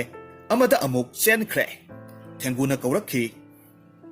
ꯃꯔꯨꯞ, ꯑꯩꯕꯨ ꯃꯍꯥꯕꯂꯤꯒꯤ ꯑꯀꯣꯏꯕꯁꯤ ꯈꯖꯤꯛꯇꯪ ꯎꯍꯟꯕꯤꯌꯨꯕ꯫ ꯁꯅꯥ ꯀꯣꯛꯆꯥꯎꯅ ꯊꯦꯡꯒꯨꯗꯨꯕꯨ ꯅꯨꯡꯁꯤꯅ ꯀꯣꯟꯈꯠꯄꯤꯔꯦ꯫ ꯑꯗꯨꯒ ꯃꯥꯕꯨ ꯄꯝꯕꯤꯔꯒ ꯃꯍꯥꯕꯂꯤꯒꯤ ꯂꯣꯏꯁꯪ ꯃꯅꯥꯛꯀꯤ ꯌꯨꯝ ꯑꯀꯣꯏꯕꯗ ꯍꯧꯕ ꯎ ꯄꯥꯝꯕꯤꯁꯤꯡꯒꯤ ꯃꯅꯥꯛꯇ ꯀꯣꯏꯄꯨ ꯄꯨꯕꯤꯔꯝꯃꯤ꯫ ꯃꯔꯨꯞ ꯁꯅꯥ ꯀꯣꯛꯆꯥꯎ, ꯃꯁꯤꯗ ꯍꯧꯔꯤꯕ ꯎꯁꯤꯡꯁꯤ ꯀꯌꯥꯝ ꯀꯨꯏꯔꯕꯒꯦ? ꯃꯁꯤꯗꯤ ꯌꯥꯝꯅ ꯀꯨꯏꯔꯦ, ꯅꯤꯡꯊꯧ ꯄꯥꯜꯂꯤꯉꯩ ꯃꯇꯝꯗꯒꯤꯅꯤ꯫ ꯎ ꯋꯥꯁꯤꯡꯁꯤ ꯀꯅꯥꯃꯠꯇꯅ ꯌꯥꯟꯊꯠꯄ ꯌꯥꯗꯦ꯫ ꯎ ꯋꯥꯁꯤꯡ ꯑꯁꯤꯅ ꯑꯀꯣꯏꯕꯒꯤ ꯑꯏꯪ ꯑꯁꯥꯒꯤ ꯈꯜ ꯉꯥꯛꯄꯗꯁꯨ ꯀꯥꯟꯅꯔꯤꯕꯅꯤ꯫ ꯍꯧꯖꯤꯛꯇꯤ ꯁꯔꯀꯥꯔꯅꯁꯨ ꯌꯦꯡꯁꯤꯜꯂꯤ ꯁꯤꯗꯅꯕ꯫ ꯍꯧꯖꯤꯛ ꯂꯩꯔꯤꯕ ꯎ ꯋꯥꯁꯤꯡ ꯑꯁꯤꯗ ꯀꯥꯏꯗꯣꯡꯂꯤꯕ ꯎꯆꯦꯛ ꯋꯥꯌꯥꯁꯤꯡꯁꯦ ꯃꯁꯤꯗ ꯅꯠꯇꯅ ꯃꯇꯝ ꯑꯃꯗ ꯁꯦꯛꯄꯤ ꯃꯌꯥꯝ ꯑꯃꯁꯨ ꯂꯩꯔꯝꯃꯤ꯫ ꯃꯈꯣꯏꯗꯤ ꯄꯨꯂꯞ ꯍꯣꯡꯈ꯭ꯔꯦ, ꯎꯈꯤꯗ꯭ꯔꯦ꯫ ꯌꯣꯡꯁꯤꯡꯁꯤꯗꯤ ꯀꯃꯥꯏꯅ ꯍꯤꯡꯉꯤ? ꯎꯃꯪꯁꯤꯗ ꯍꯧꯔꯤꯕ ꯎ ꯋꯥꯁꯤꯡꯁꯦ ꯃꯁꯤꯒꯤ ꯃꯍꯩ ꯃꯔꯥꯡ ꯆꯥꯔꯒ ꯍꯤꯡꯂꯤꯕꯅꯤ꯫ ꯎꯁꯤꯡꯁꯤ ꯁꯤꯈ꯭ꯔꯕꯗꯤ ꯃꯈꯣꯏꯗꯤ ꯀꯔꯤ ꯆꯥꯅꯤ? ꯑꯗꯨꯅꯕꯨ ꯎ ꯋꯥ ꯌꯥꯟꯊꯠꯍꯟꯗꯅꯕ, ꯃꯤ ꯇꯥꯍꯟꯗꯅꯕ, ꯃꯈꯣꯏꯕꯨ ꯍꯤꯡꯅꯅꯕ ꯍꯣꯠꯅꯔꯤꯕꯁꯤꯅꯤ꯫ ꯑꯗꯣ ꯀꯔꯤꯒꯨꯝꯕ ꯃꯇꯝꯗ ꯌꯣꯡꯁꯤꯡꯁꯤ ꯆꯥꯅꯤꯡꯉꯥꯏ ꯂꯩꯇꯕꯗꯒꯤ ꯂꯩꯔꯛ ꯈꯨꯜꯂꯛꯇꯒ ꯊꯣꯔꯛꯄ ꯌꯥꯎꯗ꯭ꯔꯥ? ꯃꯗꯨꯃꯛ ꯇꯧꯏ꯫ ꯆꯥꯅꯤꯡꯉꯥꯏ ꯂꯩꯔꯛꯇꯕꯗꯒꯤ ꯃꯈꯣꯏꯅ ꯃꯤꯅ ꯂꯩꯅꯕ ꯌꯨꯝꯗ ꯆꯪꯂꯛꯇꯨꯅ ꯎꯍꯩ ꯋꯥꯍꯩ ꯆꯥꯅ ꯊꯛꯅꯕ ꯆꯤꯟꯖꯥꯛ ꯄꯣꯠ ꯆꯩ ꯂꯧꯔꯕ ꯌꯥꯎꯏ꯫ ꯁꯅꯥꯀꯣꯛꯁꯥꯎ, ꯅꯪꯅ ꯃꯈꯣꯏꯕꯨ ꯍꯤꯡꯅꯅꯕ ꯂꯨꯅ ꯇꯧꯕꯤꯌꯨꯀꯣ꯫ ꯍꯧꯖꯤꯛꯇꯤ ꯂꯥꯏ ꯈꯨꯔꯨꯝꯕ ꯂꯥꯛꯄ ꯃꯤꯑꯣꯏꯁꯤꯡꯅ ꯑꯆꯥꯄꯣꯠ ꯌꯥꯝꯅ ꯄꯨꯅꯔꯛꯇꯨꯅ ꯃꯈꯣꯏꯗ ꯄꯤꯖꯅꯔꯦ꯫ ꯑꯗꯨꯒ ꯅꯨꯡꯇꯤꯒꯤ ꯃꯤ ꯂꯥꯛꯅꯕꯅꯤꯅ ꯑꯆꯥ ꯑꯊꯛ ꯌꯣꯟꯕꯤ ꯄꯣꯠꯐꯝ ꯐꯝꯕꯤꯁꯤꯡꯅꯁꯨ ꯑꯆꯥꯄꯣꯠ ꯌꯥꯝꯅ ꯌꯣꯜꯂꯒ ꯑꯔꯥꯞꯄ ꯃꯤꯁꯤꯡꯅ ꯂꯩꯕꯤꯔꯝꯕꯗꯒꯤ ꯃꯈꯣꯏꯁꯨ ꯆꯥꯡ ナꯏꯅ ꯆꯥꯕ ꯐꯪꯂꯦ꯫ ꯀꯅꯥꯒꯨꯝꯕ ꯃꯐꯝꯁꯤꯒꯤ ꯑꯅꯛꯄꯗ ꯂꯩꯕ ꯃꯤꯑꯣꯏ ꯈꯔꯗꯤ ꯅꯨꯡꯇꯤꯒꯤ ꯑꯆꯥꯄꯣꯠ ꯂꯩꯕꯤꯔꯒ ꯌꯣꯡꯁꯤꯡ ꯑꯁꯤꯗ ꯄꯤꯖꯔꯒ ꯅꯨꯡꯉꯥꯏꯅ ꯃꯇꯝ ꯂꯦꯟꯕꯁꯨ ꯃꯌꯥꯎꯔꯤꯕꯅꯤ꯫ ꯊꯦꯡꯒꯨꯗꯨ ꯃꯣꯃꯣꯟ ꯅꯣꯛꯆꯔꯝꯃꯤ꯫ ꯃꯁꯤꯒꯤ ꯃꯇꯨꯡ ꯉꯁꯤꯒꯤ ꯑꯣꯏꯅꯗꯤ ꯍꯜꯂꯁꯤ ꯍꯥꯏꯅꯔꯒ ꯁꯅꯥꯀꯣꯛꯆꯥꯎꯒ ꯊꯦꯡꯒꯨ ꯑꯗꯨꯒ ꯃꯌꯨꯝꯂꯣꯝꯗ ꯍꯜꯂꯛꯂꯝꯃꯤ꯫ ꯃꯇꯧ ꯑꯁꯨꯝꯅ ꯃꯊꯪꯒꯤ ꯅꯨꯃꯤꯠꯇꯁꯨ ꯏꯔꯣꯏꯁꯦꯝꯕꯒꯤ ꯖꯨꯗ ꯆꯠꯂꯒ ꯃꯈꯣꯏ ꯑꯅꯤ ꯀꯣꯏꯔꯝꯃꯤ꯫ ꯃꯁꯤꯒꯤ ꯃꯇꯨꯡ ꯃꯊꯪꯃꯨꯛꯀꯤ ꯑꯌꯨꯛꯇꯅꯤ꯫ ꯅꯣꯡꯉꯥꯜꯂꯛꯄ ꯃꯇꯝꯗ ꯁꯅꯥꯀꯣꯛꯆꯥꯎ ꯍꯣꯏꯒꯤ ꯃꯌꯨꯝꯗꯒꯤ ꯌꯨꯝꯂꯣꯟ 4-5ꯔꯣꯝ ꯆꯠꯂꯒ ꯂꯩꯕ ꯑꯗꯣꯝꯗ ꯑꯉꯥꯡ ꯃꯌꯥꯝ ꯑꯃꯅ ꯌꯥ ꯂꯥꯡꯅꯕꯒꯤ ꯃꯈꯣꯜ ꯑꯃ ꯇꯥꯏ꯫ ꯁꯅꯥꯀꯣꯛꯆꯥꯎꯒꯤ ꯃꯃꯥꯅ ꯁꯅꯥꯀꯣꯛꯆꯥꯎꯕꯨ ꯍꯧꯗꯣꯔꯛꯂꯝꯃꯤ꯫ ꯁꯅꯥꯀꯣꯛꯆꯥꯎ, ꯅꯪꯕꯨ ꯍꯧꯖꯤꯛ ꯐꯥꯎꯕ ꯇꯨꯝꯕ ꯍꯧꯒꯠꯇ꯭ꯔꯤꯕꯔꯣ? ꯏꯃꯥ, ꯑꯩ ꯉꯁꯤꯗꯤ ꯈꯔ ꯊꯦꯡꯗꯣꯛꯈ꯭ꯔꯦ꯫ ꯍꯥꯏ, ꯆꯠꯂꯨꯅꯦꯍꯦ꯫ ꯃꯅꯤꯡꯂꯣꯝꯗ ꯅꯈꯣꯏꯅ ꯍꯦꯛ ꯁꯥꯟꯅꯐꯝ ꯑꯣꯏꯕ ꯂꯝꯄꯥꯛ ꯃꯆꯥꯗꯨꯗ ꯑꯉꯥꯡ ꯃꯌꯥꯝ ꯑꯃꯅ ꯀꯔꯤꯅꯣ ꯑꯃ ꯐꯥꯔꯦ ꯍꯥꯏꯗꯅ ꯌꯥ ꯂꯥꯎꯕ ꯇꯥꯏꯅꯦ꯫ ꯁꯅꯥꯀꯣꯛꯆꯥꯎꯗꯨ ꯑꯍꯥꯟꯕꯗꯗꯤ ꯀꯨꯏꯅ ꯍꯧꯒꯠꯂꯨꯗꯕꯒꯤ ꯌꯥꯍꯧ ꯊꯦꯡꯕꯒ ꯇꯟꯗꯦ ꯃꯥꯟꯗꯦ ꯇꯧꯔꯝꯃꯤ꯫ ꯑꯗꯨꯕꯨ ꯐꯥꯔꯦ ꯍꯥꯏꯕ ꯋꯥꯍꯩꯗꯨ ꯂꯥꯞꯇꯛꯅ ꯍꯦꯛ ꯇꯥꯕꯗꯨꯗ ꯃꯍꯥꯛ ꯁ꯭ꯋꯥꯏ ꯂꯥꯎꯏ꯫ ꯃꯥꯒꯤ ꯃꯔꯨꯞ ꯊꯦꯡꯒꯨꯗꯨꯕꯨ ꯂꯩꯀꯥꯏꯒꯤ ꯃꯃꯥꯟꯅꯕ ꯀꯅꯥꯅ ꯐꯥꯕꯤꯔꯤꯕ ꯖꯥꯠꯂꯥ? ꯐꯨꯛ ꯍꯧꯒꯠꯂꯒ ꯃꯃꯥꯏ ꯃꯃꯤꯠ ꯇꯥꯊꯣꯛꯂꯝꯃꯤ꯫ ꯑꯗꯨꯒ ꯌꯦꯅꯈꯥꯗ ꯊꯣꯔꯛꯂꯒ ꯀꯧꯔꯛꯈꯤ꯫ ꯃꯔꯨꯞ ꯊꯦꯡꯒꯨ, ꯅꯪꯕꯨ ꯀꯗꯥꯏꯗ ꯇꯨꯝꯕꯒꯦ? ꯅꯍꯥꯟ ꯃꯈꯩꯗꯤ ꯊꯦꯡꯒꯨꯗꯨ ꯍꯦꯛꯇꯃꯛ ꯈꯨꯝꯂꯛꯄꯅꯤ꯫ ꯉꯁꯤꯗꯤ ꯈꯨꯝꯂꯛꯇ꯭ꯔꯦ꯫ ꯁꯅꯥꯀꯣꯛꯆꯥꯎꯗꯨ ꯆꯤꯡꯅꯕ ꯍꯦꯟꯒꯠꯂꯛꯂꯦ꯫ ꯏꯃꯨꯡꯗ ꯆꯪꯗꯨꯅ ꯐꯨꯔꯤꯠ ꯑꯃ ꯇꯥꯞ ꯄꯥꯏꯔꯒ ꯂꯤꯠꯄꯣꯏ ꯂꯤꯠꯇꯕꯣꯏ ꯀꯨꯗꯥꯝ ꯄꯥꯟꯁꯤꯟꯗꯨꯅ ꯂꯥꯛꯂꯝꯃꯤ꯫ ꯍꯥꯏꯔꯤꯕ ꯂꯝꯄꯥꯛ ꯃꯆꯥ ꯑꯁꯤꯗ ꯁꯅꯥꯀꯣꯛꯆꯥꯎ ꯍꯣꯏ ꯃꯃꯥꯟꯅꯕ ꯃꯌꯥꯝ ꯍꯦꯛ ꯅꯨꯃꯤꯗꯥꯡ ꯋꯥꯏꯔꯝꯗ ꯄꯨꯟꯅ ꯁꯥꯟꯅꯩ꯫ ꯂꯝꯄꯥꯛꯁꯤ ꯁꯅꯥꯀꯣꯛꯆꯥꯎ ꯍꯣꯏꯒꯤ ꯃꯌꯨꯝꯗꯒꯤ ꯑꯋꯥꯡ ꯊꯪꯕꯗ ꯂꯩꯔꯛ ꯃꯆꯥ ꯑꯃꯗ ꯆꯪꯂꯒ ꯂꯩ꯫ ꯂꯝꯄꯥꯛ ꯃꯆꯥ ꯑꯁꯤꯒꯤ ꯃꯅꯥꯛꯇ ꯈꯣꯡꯕꯥꯜ ꯄꯔꯤꯡ ꯑꯃꯁꯨ ꯂꯩ꯫ ꯈꯣꯡꯕꯥꯜ ꯄꯔꯤꯡꯗꯨ ꯁꯅꯥꯀꯣꯛꯆꯥꯎ ꯍꯣꯏꯒꯤ ꯃꯌꯨꯝꯒꯤ ꯑꯋꯥꯡ ꯊꯪꯕꯗ ꯂꯩꯔꯤꯕ ꯈꯣꯡꯕꯥꯜ ꯃꯆꯥ ꯑꯗꯨꯒꯁꯨ ꯁꯝꯅꯩ꯫ ꯁꯅꯥꯀꯣꯛꯆꯥꯎꯅ ꯂꯝꯄꯥꯛꯇꯨ ꯇꯝꯅ ꯆꯦꯟꯅ ꯂꯥꯛꯄꯗ ꯑꯉꯥꯡ ꯃꯌꯥꯝ ꯑꯃꯅ ꯏꯀꯣꯏ ꯀꯣꯏꯁꯤꯜꯂꯒ ꯃꯌꯥꯏꯗ ꯀꯔꯤꯅꯣ ꯑꯃ ꯊꯝꯂꯒ ꯌꯦꯡꯂꯤꯕꯗꯨ ꯎꯔꯝꯃꯤ꯫ ꯑꯉꯥꯡꯁꯤꯡꯗꯨꯒꯤ ꯃꯔꯛꯇ ꯁꯅꯥꯀꯣꯛꯆꯥꯎ ꯍꯣꯏꯒꯤ ꯂꯩꯀꯥꯏꯒꯤ ꯃꯃꯥꯟꯅꯕꯁꯨ ꯌꯥꯎꯏ꯫ ꯑꯗꯨꯒ ꯊꯪꯅꯕ ꯂꯩꯀꯥꯏꯒꯤ ꯃꯈꯣꯏꯗꯒꯤ ꯈꯔ ꯍꯦꯟꯅ ꯆꯥꯎꯔꯕ ꯅꯨꯄꯥ ꯃꯆꯥ ꯈꯔꯁꯨ ꯌꯥꯎꯏ꯫ ꯁꯅꯥꯀꯣꯛꯆꯥꯎꯅ ꯈꯪꯅꯤꯡꯅ ꯆꯪꯁꯤꯜꯂꯛꯂꯒ ꯍꯪꯉꯤ, ꯃꯔꯨꯞ ꯃꯌꯥꯝ, ꯀꯩꯗꯧꯔꯕꯒꯦ? ꯑꯃꯅ ꯈꯨꯝꯂꯛꯈꯤ, ꯊꯦꯡꯒꯨ ꯑꯃ ꯐꯥꯔꯦ꯫ ꯀꯗꯥꯏ? ꯁꯤꯗ ꯂꯩꯔꯤꯕꯁꯤꯅꯤ꯫ ꯁꯤꯗꯤ ꯑꯩꯒꯤ ꯃꯔꯨꯞ ꯊꯦꯡꯒꯨꯗꯨꯅꯤꯗꯅ꯫ ꯁꯅꯥꯀꯣꯛꯆꯥꯎꯒꯤ ꯃꯈꯣꯜ ꯇꯥꯕꯗꯨꯗ ꯊꯦꯡꯒꯨꯗꯨ ꯄꯥꯈꯠꯄ ꯈꯔ ꯐꯔꯝꯃꯤ꯫ ꯍꯧꯖꯤꯛꯇꯤ ꯃꯍꯥꯛ ꯍꯤꯡꯂꯅꯤ ꯍꯥꯏꯅ ꯈꯟꯕ ꯍꯧꯔꯛꯈꯤ꯫ ꯃꯔꯨꯞ ꯃꯌꯥꯝ, ꯊꯦꯡꯒꯨ ꯑꯁꯤꯕꯨ ꯀꯗꯥꯏꯋꯥꯏꯗꯒꯤ ꯀꯃꯥꯏꯅ ꯐꯥꯔꯤꯕꯅꯣ? ꯑꯃꯅ ꯈꯨꯝꯂꯛꯈꯤ, ꯈꯣꯡꯕꯥꯜ ꯄꯔꯤꯡꯁꯦ ꯂꯩꯕꯥꯛꯅ ꯄꯜ ꯁꯥꯔꯒ ꯃꯇꯦꯛ ꯈꯔ ꯊꯠꯂꯒ ꯏꯁꯤꯠꯄꯅꯤ꯫ ꯃꯗꯨꯗ ꯐꯥꯕꯅꯤ꯫ ꯉꯥꯁꯨ ꯐꯥꯏ꯫ ꯃꯔꯨꯞ ꯃꯌꯥꯝ, ꯑꯩ ꯀꯔꯤꯒꯨꯝꯕ ꯑꯃꯠꯇ ꯍꯥꯏꯖꯒꯦ꯫ ꯀꯔꯤ ꯋꯥꯅꯣ? ꯍꯥꯏꯌꯨ꯫ ꯊꯦꯡꯒꯨꯁꯤ ꯑꯩ ꯂꯧꯖꯔꯒꯦ꯫ ꯃꯌꯥꯝ ꯌꯥꯕꯤꯌꯨ꯫ ꯀꯔꯤ? ꯊꯪꯅꯕ ꯂꯩꯀꯥꯏꯒꯤ ꯈꯔ ꯆꯥꯎꯕ ꯑꯉꯥꯡꯁꯤꯡꯗꯨꯅ ꯈꯨꯝꯂꯛꯂꯝꯃꯤ꯫ ꯑꯩꯈꯣꯏꯅ ꯋꯥꯔꯦꯈꯩ ꯏꯁꯤꯠꯇꯨꯅ ꯐꯥꯖꯔꯒ ꯊꯦꯡꯒꯨ ꯑꯁꯤꯕꯨ ꯃꯥꯅ ꯂꯧꯖꯔꯒꯦ ꯀꯥꯏꯅ ꯎꯁꯤꯠꯇ꯭ꯔꯤꯕꯔꯥ? ꯁꯅꯥꯀꯣꯛꯆꯥꯎꯅ ꯍꯥꯏꯔꯝꯃꯤ꯫ ꯃꯔꯨꯞꯁꯥ, ꯆꯨꯝꯃꯤ꯫ ꯎꯁꯤꯠꯇꯕ ꯅꯠꯆꯗꯦ꯫ ꯃꯔꯥꯏꯕꯛ ꯊꯤꯔꯕ ꯊꯦꯡꯒꯨꯁꯦ ꯑꯩꯈꯣꯏꯅ ꯃꯥꯒꯤ ꯃꯊ꯭ꯋꯥꯏ ꯀꯟꯕꯤꯁꯤ꯫ ꯃꯥꯒꯤꯗꯤ ꯀꯅꯥꯃꯠꯇ ꯂꯩꯖꯔꯝꯃꯣꯏ꯫ ꯃꯔꯥꯏꯕꯛ ꯊꯤꯔꯕ ꯖꯤꯕꯕꯨ ꯅꯨꯡꯁꯤꯐꯝ ꯊꯣꯛꯏ꯫ ꯃꯥꯕꯨ ꯊꯥꯗꯣꯛꯈ꯭ꯔꯁꯤ꯫ ꯌꯥꯔꯣꯏ꯫ ꯊꯦꯡꯒꯨ ꯍꯥꯏꯕꯁꯤ ꯑꯩꯈꯣꯏꯁꯨ ꯍꯥꯟꯅ ꯈꯪꯗꯦ꯫ ꯉꯁꯤ ꯎꯔꯤꯕꯁꯤꯅꯤ꯫ ꯆꯥꯕ ꯌꯥꯔꯒꯅ ꯆꯥꯅꯤ, ꯅꯠꯇ꯭ꯔꯒꯅ ꯀꯩꯊꯦꯜꯗ ꯌꯣꯟꯊꯣꯛꯂꯨꯅꯤ꯫ ꯅꯪꯒꯤ ꯅꯊꯧ ꯀꯔꯤ ꯂꯩ?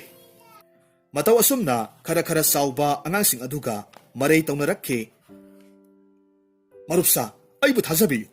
ꯊꯦꯡꯒꯨꯁꯤ ꯑꯩꯒꯤ ꯃꯔꯨꯞꯅꯤ꯫ ꯑꯩꯒ ꯍꯥꯟꯅꯅ ꯊꯦꯡꯅꯗꯨꯅ ꯑꯩꯈꯣꯏ ꯌꯦꯅꯈꯥꯒꯤ ꯈꯣꯡꯕꯥꯜ ꯃꯆꯥꯒꯤ ꯄꯔꯤꯡꯗꯨꯗ ꯂꯩꯕꯅꯤ꯫ ꯑꯗꯨꯅ ꯑꯩꯍꯥꯛꯅ ꯍꯥꯏꯖꯕꯁꯦ ꯌꯥꯕꯤꯌꯨ, ꯃꯍꯥꯛꯄꯨ ꯑꯩꯉꯣꯟꯗ ꯄꯤꯕꯤꯌꯨ, ꯊꯥꯗꯣꯛꯄꯤꯈꯤꯁꯤ꯫ ꯈꯔ ꯆꯥꯎꯕ ꯑꯉꯥꯡꯁꯤꯡꯗꯨꯅ ꯁꯨꯛꯌꯥ ꯌꯥꯗ꯭ꯔꯦ, ꯈꯠꯅꯕꯗ ꯇꯥꯔꯛꯀꯗꯧꯔꯦ꯫ ꯁꯅꯥ ꯀꯣꯛꯆꯥꯎꯅ ꯍꯥꯏꯔꯝꯃꯤ꯫ ꯐꯔꯦ ꯐꯔꯦ, ꯑꯗꯨꯗꯤ ꯑꯩ ꯋꯥ ꯑꯃꯠꯇ ꯍꯧꯗꯣꯛꯆꯒꯦ꯫ ꯂꯩꯔꯤꯕ ꯃꯔꯨꯞ ꯃꯌꯥꯝꯁꯤꯒꯤ ꯃꯅꯨꯡꯗ ꯈ꯭ꯋꯥꯏꯗꯒꯤ ꯀꯟꯕ ꯑꯃ ꯊꯣꯛꯄꯤꯔꯛꯂꯣ, ꯑꯗꯨꯒ ꯑꯩꯒ ꯄꯟꯖꯥ ꯍꯦꯛꯇꯃꯛ ꯃꯨꯛꯅꯔꯁꯤ꯫ ꯀꯔꯤꯒꯨꯝꯕ ꯑꯩꯅ ꯉꯝꯂꯕꯗꯤ ꯑꯩꯒꯤ ꯃꯔꯨꯞ ꯊꯦꯡꯒꯨꯕꯨ ꯑꯩꯉꯣꯟꯗ ꯍꯟꯗꯣꯛꯄꯤꯌꯨ꯫ ꯀꯔꯤꯒꯨꯝꯕ ꯑꯩꯅ ꯃꯥꯏꯊꯤꯔꯕ ꯃꯌꯥꯝꯅ ꯊꯦꯡꯒꯨꯕꯨ ꯍꯦꯛꯇꯃꯛ ꯂꯧꯕꯤꯌꯨ꯫ ꯁꯅꯥ ꯀꯣꯛꯆꯥꯎꯒꯤ ꯋꯥꯗꯨ ꯇꯥꯕꯗ ꯊꯦꯡꯒꯨꯗꯨꯗꯤ ꯍꯔꯥꯎꯕꯅ ꯂꯣꯏꯔꯦ,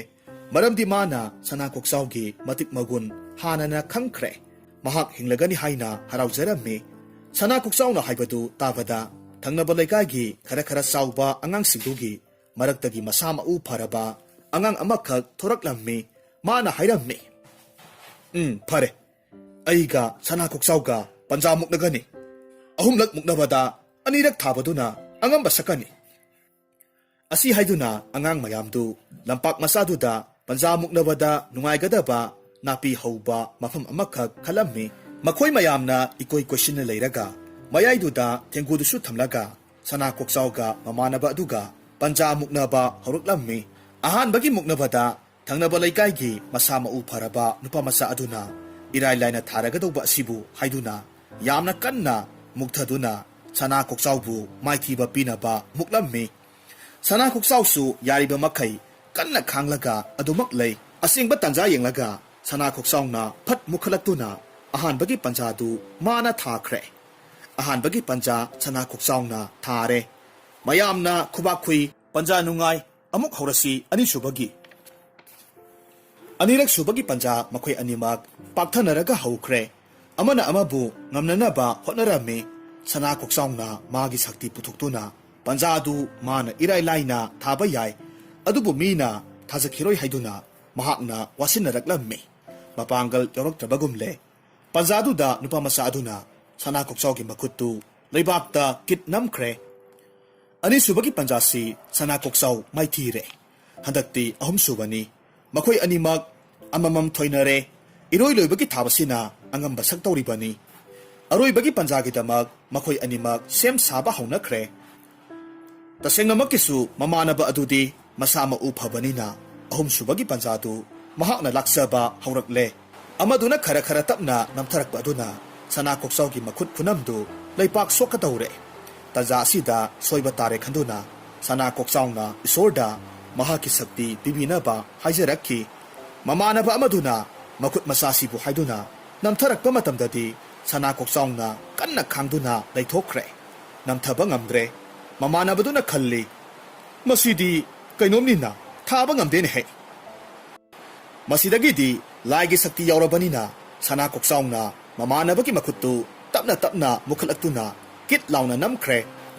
ꯑꯉꯥꯡ ꯃꯌꯥꯝꯗꯨ ꯈꯨꯕꯥꯛ ꯈꯨꯏ, ꯌꯥ ꯂꯥꯡꯉꯤ꯫ ꯁꯅꯥ ꯀꯣꯛꯆꯥꯎꯅ ꯄꯟꯖꯥ ꯉꯝꯂꯦ, ꯊꯦꯡꯒꯨ ꯃꯥꯅ ꯂꯧꯔꯒꯅꯤ, ꯑꯁꯨꯝꯅ ꯍꯥꯏꯅꯔꯝꯃꯤ꯫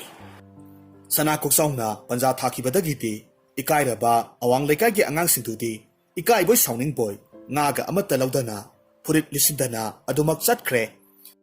ꯂꯩꯍꯧꯔꯤꯕ ꯃꯃꯥꯟꯅꯕꯁꯤꯡꯗꯨꯗ ꯌꯥꯅꯈꯤꯕꯒꯤ ꯃꯇꯨꯡ ꯏꯟꯅ ꯁꯅꯥ ꯀꯣꯛꯆꯥꯎꯅ ꯊꯦꯡꯒꯨꯗꯨꯕꯨ ꯃꯍꯥꯛ ꯄꯨꯖꯈ꯭ꯔꯒꯦ, ꯏꯁꯤꯠꯄꯗ ꯐꯥꯕ ꯉꯥꯁꯤꯡꯗꯨꯗꯤ ꯂꯧꯖꯔꯣꯏ ꯍꯥꯏꯔꯒ ꯊꯦꯡꯒꯨꯗꯨꯕꯨ ꯄꯨꯔꯒ ꯃꯌꯨꯝꯗ ꯍꯜꯂꯛꯂꯝꯃꯤ꯫ ꯃꯌꯨꯝꯂꯣꯝꯗ ꯂꯥꯛꯄꯗ ꯁꯅꯥ ꯀꯣꯛꯆꯥꯎꯅ ꯊꯦꯡꯒꯨꯗꯨꯗ ꯍꯪꯉꯤ, ꯃꯔꯨꯞ, ꯀꯔꯝꯍꯥꯏꯅ ꯃꯈꯣꯏꯅ ꯐꯥꯔꯤꯕꯅꯣ? ꯃꯔꯨꯞ, ꯅꯈꯣꯏꯒꯤ ꯈꯣꯡꯕꯥꯜ ꯄꯔꯤꯡꯗꯨꯗꯒꯤ ꯑꯁꯨꯝ ꯃꯊꯪ ꯅꯥꯄꯤ ꯁꯤꯡꯅꯥꯡ, ꯉꯥ ꯃꯆꯥ ꯆꯥꯅꯕ ꯊꯤꯔꯛꯄꯗ ꯃꯈꯣꯏꯅ ꯄꯜ ꯊꯠꯂꯒ ꯏꯁꯤꯠꯂꯛꯄꯗꯒꯤ ꯐꯥꯈ꯭ꯔꯤꯕꯅꯤ꯫ ꯁꯅꯥ ꯀꯣꯛꯆꯥꯎꯅ ꯈꯨꯝꯃꯤ, ꯏꯍꯦ, ꯑꯩ ꯊꯦꯡꯅꯗ꯭ꯔꯕꯗꯤ ꯂꯣꯏꯔꯦꯅꯦ ꯅꯪ꯫ ꯃꯁꯥꯅ ꯃꯔꯥꯜ ꯌꯥꯖꯔꯦ ꯍꯥꯏꯕꯒꯨꯝ ꯊꯦꯡꯒꯨꯗꯨꯁꯨ ꯃꯃꯤꯠꯇꯨ ꯏꯇꯨꯛ ꯇꯨꯛꯊꯅ ꯁꯅꯥ ꯀꯣꯛꯆꯥꯎꯗ ꯌꯦꯡꯈꯠꯂꯛꯂꯝꯃꯤ꯫ ꯍꯥꯏꯔꯤꯕ ꯅꯨꯃꯤꯠꯇꯨꯒꯤ ꯅꯨꯃꯤꯗꯥꯡꯗꯨ ꯁꯅꯥ ꯀꯣꯛꯆꯥꯎ ꯋꯥꯈꯜ ꯌꯥꯝꯅ ꯇꯧꯔꯝꯃꯤ꯫ ꯊꯦꯡꯒꯨꯗꯨꯕꯨ ꯃꯍꯥꯛꯅ ꯃꯇꯝ ꯆꯨꯞꯄꯗ ꯁꯦꯟꯅꯕ ꯉꯝꯂꯣꯏ꯫ ꯃꯍꯥꯛꯁꯨ ꯃꯅꯤꯡꯇꯝꯕ ꯖꯤꯕ ꯑꯃꯅꯤ꯫ ꯑꯗꯨꯅ ꯀꯗꯥꯏꯗꯅꯣ ꯃꯅꯤꯡꯇꯝꯅ ꯃꯆꯤꯟꯖꯥꯛ ꯊꯤꯗꯨꯅ ꯆꯥꯗꯥꯅꯧꯗ ꯂꯩꯖꯔꯨꯅꯕ ꯍꯌꯦꯡꯗꯤ ꯊꯥꯗꯣꯛꯄꯤꯈ꯭ꯔꯒꯦ꯫ ꯇꯦꯟꯈ꯭ꯔꯕ ꯃꯇꯝꯁꯤꯗ ꯃꯍꯥꯛꯀ ꯑꯩꯒ ꯃꯔꯨꯞ ꯐꯥꯎꯕꯗꯤ ꯁꯥꯟꯅꯍꯧꯔꯦꯗꯅ, ꯑꯁꯨꯝꯅ ꯈꯜꯂꯤ꯫ ꯃꯊꯪꯒꯤ ꯅꯨꯃꯤꯠ ꯅꯣꯡꯉꯥꯜꯂꯒꯗꯤ ꯁꯅꯥ ꯀꯣꯛꯆꯥꯎꯅ ꯌꯦꯅꯈꯥꯗ ꯊꯣꯔꯛꯂꯒ ꯀꯧꯔꯛꯈꯤ, ꯃꯔꯨꯞ ꯊꯦꯡꯒꯨ ꯑꯗꯨꯗꯒꯤꯗꯤ ꯁꯅꯥꯀꯣꯛꯆꯥꯎꯅ ꯃꯥꯒꯤ ꯃꯔꯨꯞ ꯊꯦꯡꯒꯨꯗ ꯃꯍꯥꯛꯁꯨ ꯃꯅꯤꯡꯇꯝꯅ ꯃꯥꯒꯤ ꯂꯩꯐꯝ ꯄꯥꯠ ꯇꯨꯔꯦꯜꯗ ꯉꯁꯤꯗꯒꯤꯗꯤ ꯃꯔꯨꯞ ꯃꯄꯤꯖꯥ ꯊꯤꯗꯨꯅ ꯅꯨꯡꯉꯥꯏꯅ ꯄꯨꯟꯁꯤ ꯂꯦꯜꯂꯨꯔꯣ, ꯁꯤꯗ ꯁꯨꯝ ꯂꯩꯊꯣꯛꯂꯒ ꯂꯩꯕꯗꯤ ꯆꯨꯝꯂꯣꯏ ꯍꯥꯏꯅ ꯍꯥꯏꯔꯝꯃꯤ꯫ ꯊꯦꯡꯒꯨꯁꯨ ꯍꯣꯏ ꯍꯥꯏꯗꯨꯅ ꯌꯥꯔꯝꯃꯤ꯫ ꯑꯗꯨꯗꯒꯤꯗꯤ ꯁꯅꯥꯀꯣꯛꯆꯥꯎꯅ ꯃꯌꯨꯝꯗ ꯆꯪꯈ꯭ꯔꯒ ꯊꯔꯣꯏ ꯃꯆꯥ ꯃꯆꯥ ꯈꯔ, ꯃꯅꯥ ꯃꯁꯤꯡ ꯅꯥꯄꯤ ꯁꯤꯡꯕꯤ ꯈꯔ ꯊꯦꯡꯒꯨꯗꯨꯒꯤ ꯃꯃꯥꯡꯗ ꯊꯝꯂꯒ ꯃꯕꯨꯛ ꯄꯦꯟꯅꯅꯕ ꯄꯤꯖꯔꯝꯃꯤ꯫ ꯑꯗꯨꯗꯒꯤꯗꯤ ꯊꯦꯡꯒꯨꯗꯨꯕꯨ ꯄꯨꯔꯒ ꯃꯈꯣꯏꯒꯤ ꯁꯣꯔꯣꯛ ꯋꯥꯡꯃꯗ ꯂꯩꯕ ꯑꯆꯧꯕ ꯄꯥꯊꯕꯤꯗꯨ ꯇꯝꯅ ꯂꯥꯛꯂꯝꯃꯤ꯫ ꯃꯔꯨꯞ ꯊꯦꯡꯒꯨ, ꯃꯁꯤꯒꯤ ꯑꯆꯧꯕ ꯄꯥꯊꯕꯤꯁꯤ ꯈꯣꯡ ꯃꯔꯤꯜ ꯑꯆꯧꯕ ꯑꯃꯒ ꯁꯝꯅꯕꯅꯤ꯫ ꯏꯁꯤꯡ ꯃꯈꯥꯗ ꯂꯨꯞꯂꯒ ꯈꯣꯡ ꯃꯔꯤꯜꯗ ꯑꯗꯨꯝ ꯆꯠꯂꯣ, ꯑꯗꯨꯒ ꯇꯨꯔꯦꯜ ꯌꯧꯅꯤ꯫ ꯃꯔꯛꯇ ꯑꯆꯧꯕ ꯄꯥꯠ ꯑꯃꯁꯨ ꯑꯗꯨꯝ ꯊꯦꯡꯅꯅꯤ꯫ ꯑꯩꯈꯣꯏꯅꯤꯅ ꯂꯣꯛꯇꯥꯛ ꯆꯠꯄꯗ ꯊꯦꯡꯅꯈꯤꯕ ꯈꯣꯏ ꯆꯣꯞꯄ, ꯏꯟ ꯆꯤꯡꯕ, ꯂꯥꯡ ꯊꯥꯛꯄ ꯃꯌꯥꯝꯗꯨ ꯅꯤꯡꯁꯤꯡꯉꯨ꯫ ꯑꯩꯈꯣꯏꯅꯤ ꯑꯁꯨꯝ ꯄꯨꯜꯂꯒ ꯂꯩꯕꯗꯤ ꯑꯣꯏꯊꯣꯛꯂꯣꯏ꯫ ꯀꯔꯤꯒꯨꯝꯕ ꯃꯇꯝꯗ ꯑꯩꯈꯣꯏꯅꯤ ꯑꯃꯨꯛ ꯊꯦꯡꯅꯔꯛꯄꯁꯨ ꯌꯥꯏ, ꯃꯗꯨꯗ ꯑꯃꯨꯛ ꯎꯅꯁꯤ꯫ ꯑꯩꯈꯣꯏꯅꯤ ꯀꯥꯎꯅꯒꯨꯝꯁꯤꯀꯣ, ꯅꯍꯥꯛ ꯑꯩꯕꯨ ꯋꯥꯔꯧꯒꯅꯨ꯫ ꯑꯁꯤ ꯍꯥꯏꯔꯒ ꯃꯔꯨꯞ ꯊꯦꯡꯒꯨ, ꯅꯍꯥꯛ ꯉꯁꯤꯗꯒꯤꯗꯤ ꯅꯅꯤꯡ ꯇꯝꯅ ꯆꯠꯂꯣꯀꯣ ꯍꯥꯏꯗꯨꯅ ꯑꯆꯧꯕ ꯄꯥꯊꯕꯤꯗꯨꯒꯤ ꯀꯕꯣꯀꯪ ꯈꯔ ꯂꯩꯕ ꯏꯁꯤꯡ ꯃꯄꯥꯟ ꯂꯩꯔꯥꯏ ꯃꯅꯥꯛ ꯑꯃꯗ ꯊꯥꯗꯣꯛꯄꯤꯔꯝꯃꯤ꯫ ꯏꯁꯤꯡꯗ ꯂꯨꯞꯊꯗ꯭ꯔꯤꯉꯩ ꯊꯦꯡꯒꯨꯅ ꯅꯣꯛꯂꯒ ꯁꯅꯥꯀꯣꯛꯆꯥꯎꯕꯨ ꯑꯃꯨꯛꯇꯪ ꯍꯟꯅ ꯅꯨꯡꯁꯤꯅ ꯌꯦꯡꯂꯝꯃꯤ꯫ ꯃꯇꯝ ꯑꯗꯨꯗ ꯁꯅꯥꯀꯣꯛꯆꯥꯎꯒꯤ ꯃꯈꯨꯠꯅ ꯃꯃꯤꯠꯇꯒꯤ ꯇꯥꯔꯛꯄ ꯃꯄꯤ ꯂꯣꯟꯅ ꯇꯩꯊꯣꯛꯈꯤꯕꯗꯨ ꯊꯦꯡꯒꯨꯅ ꯎꯍꯧꯔꯝꯃꯤ꯫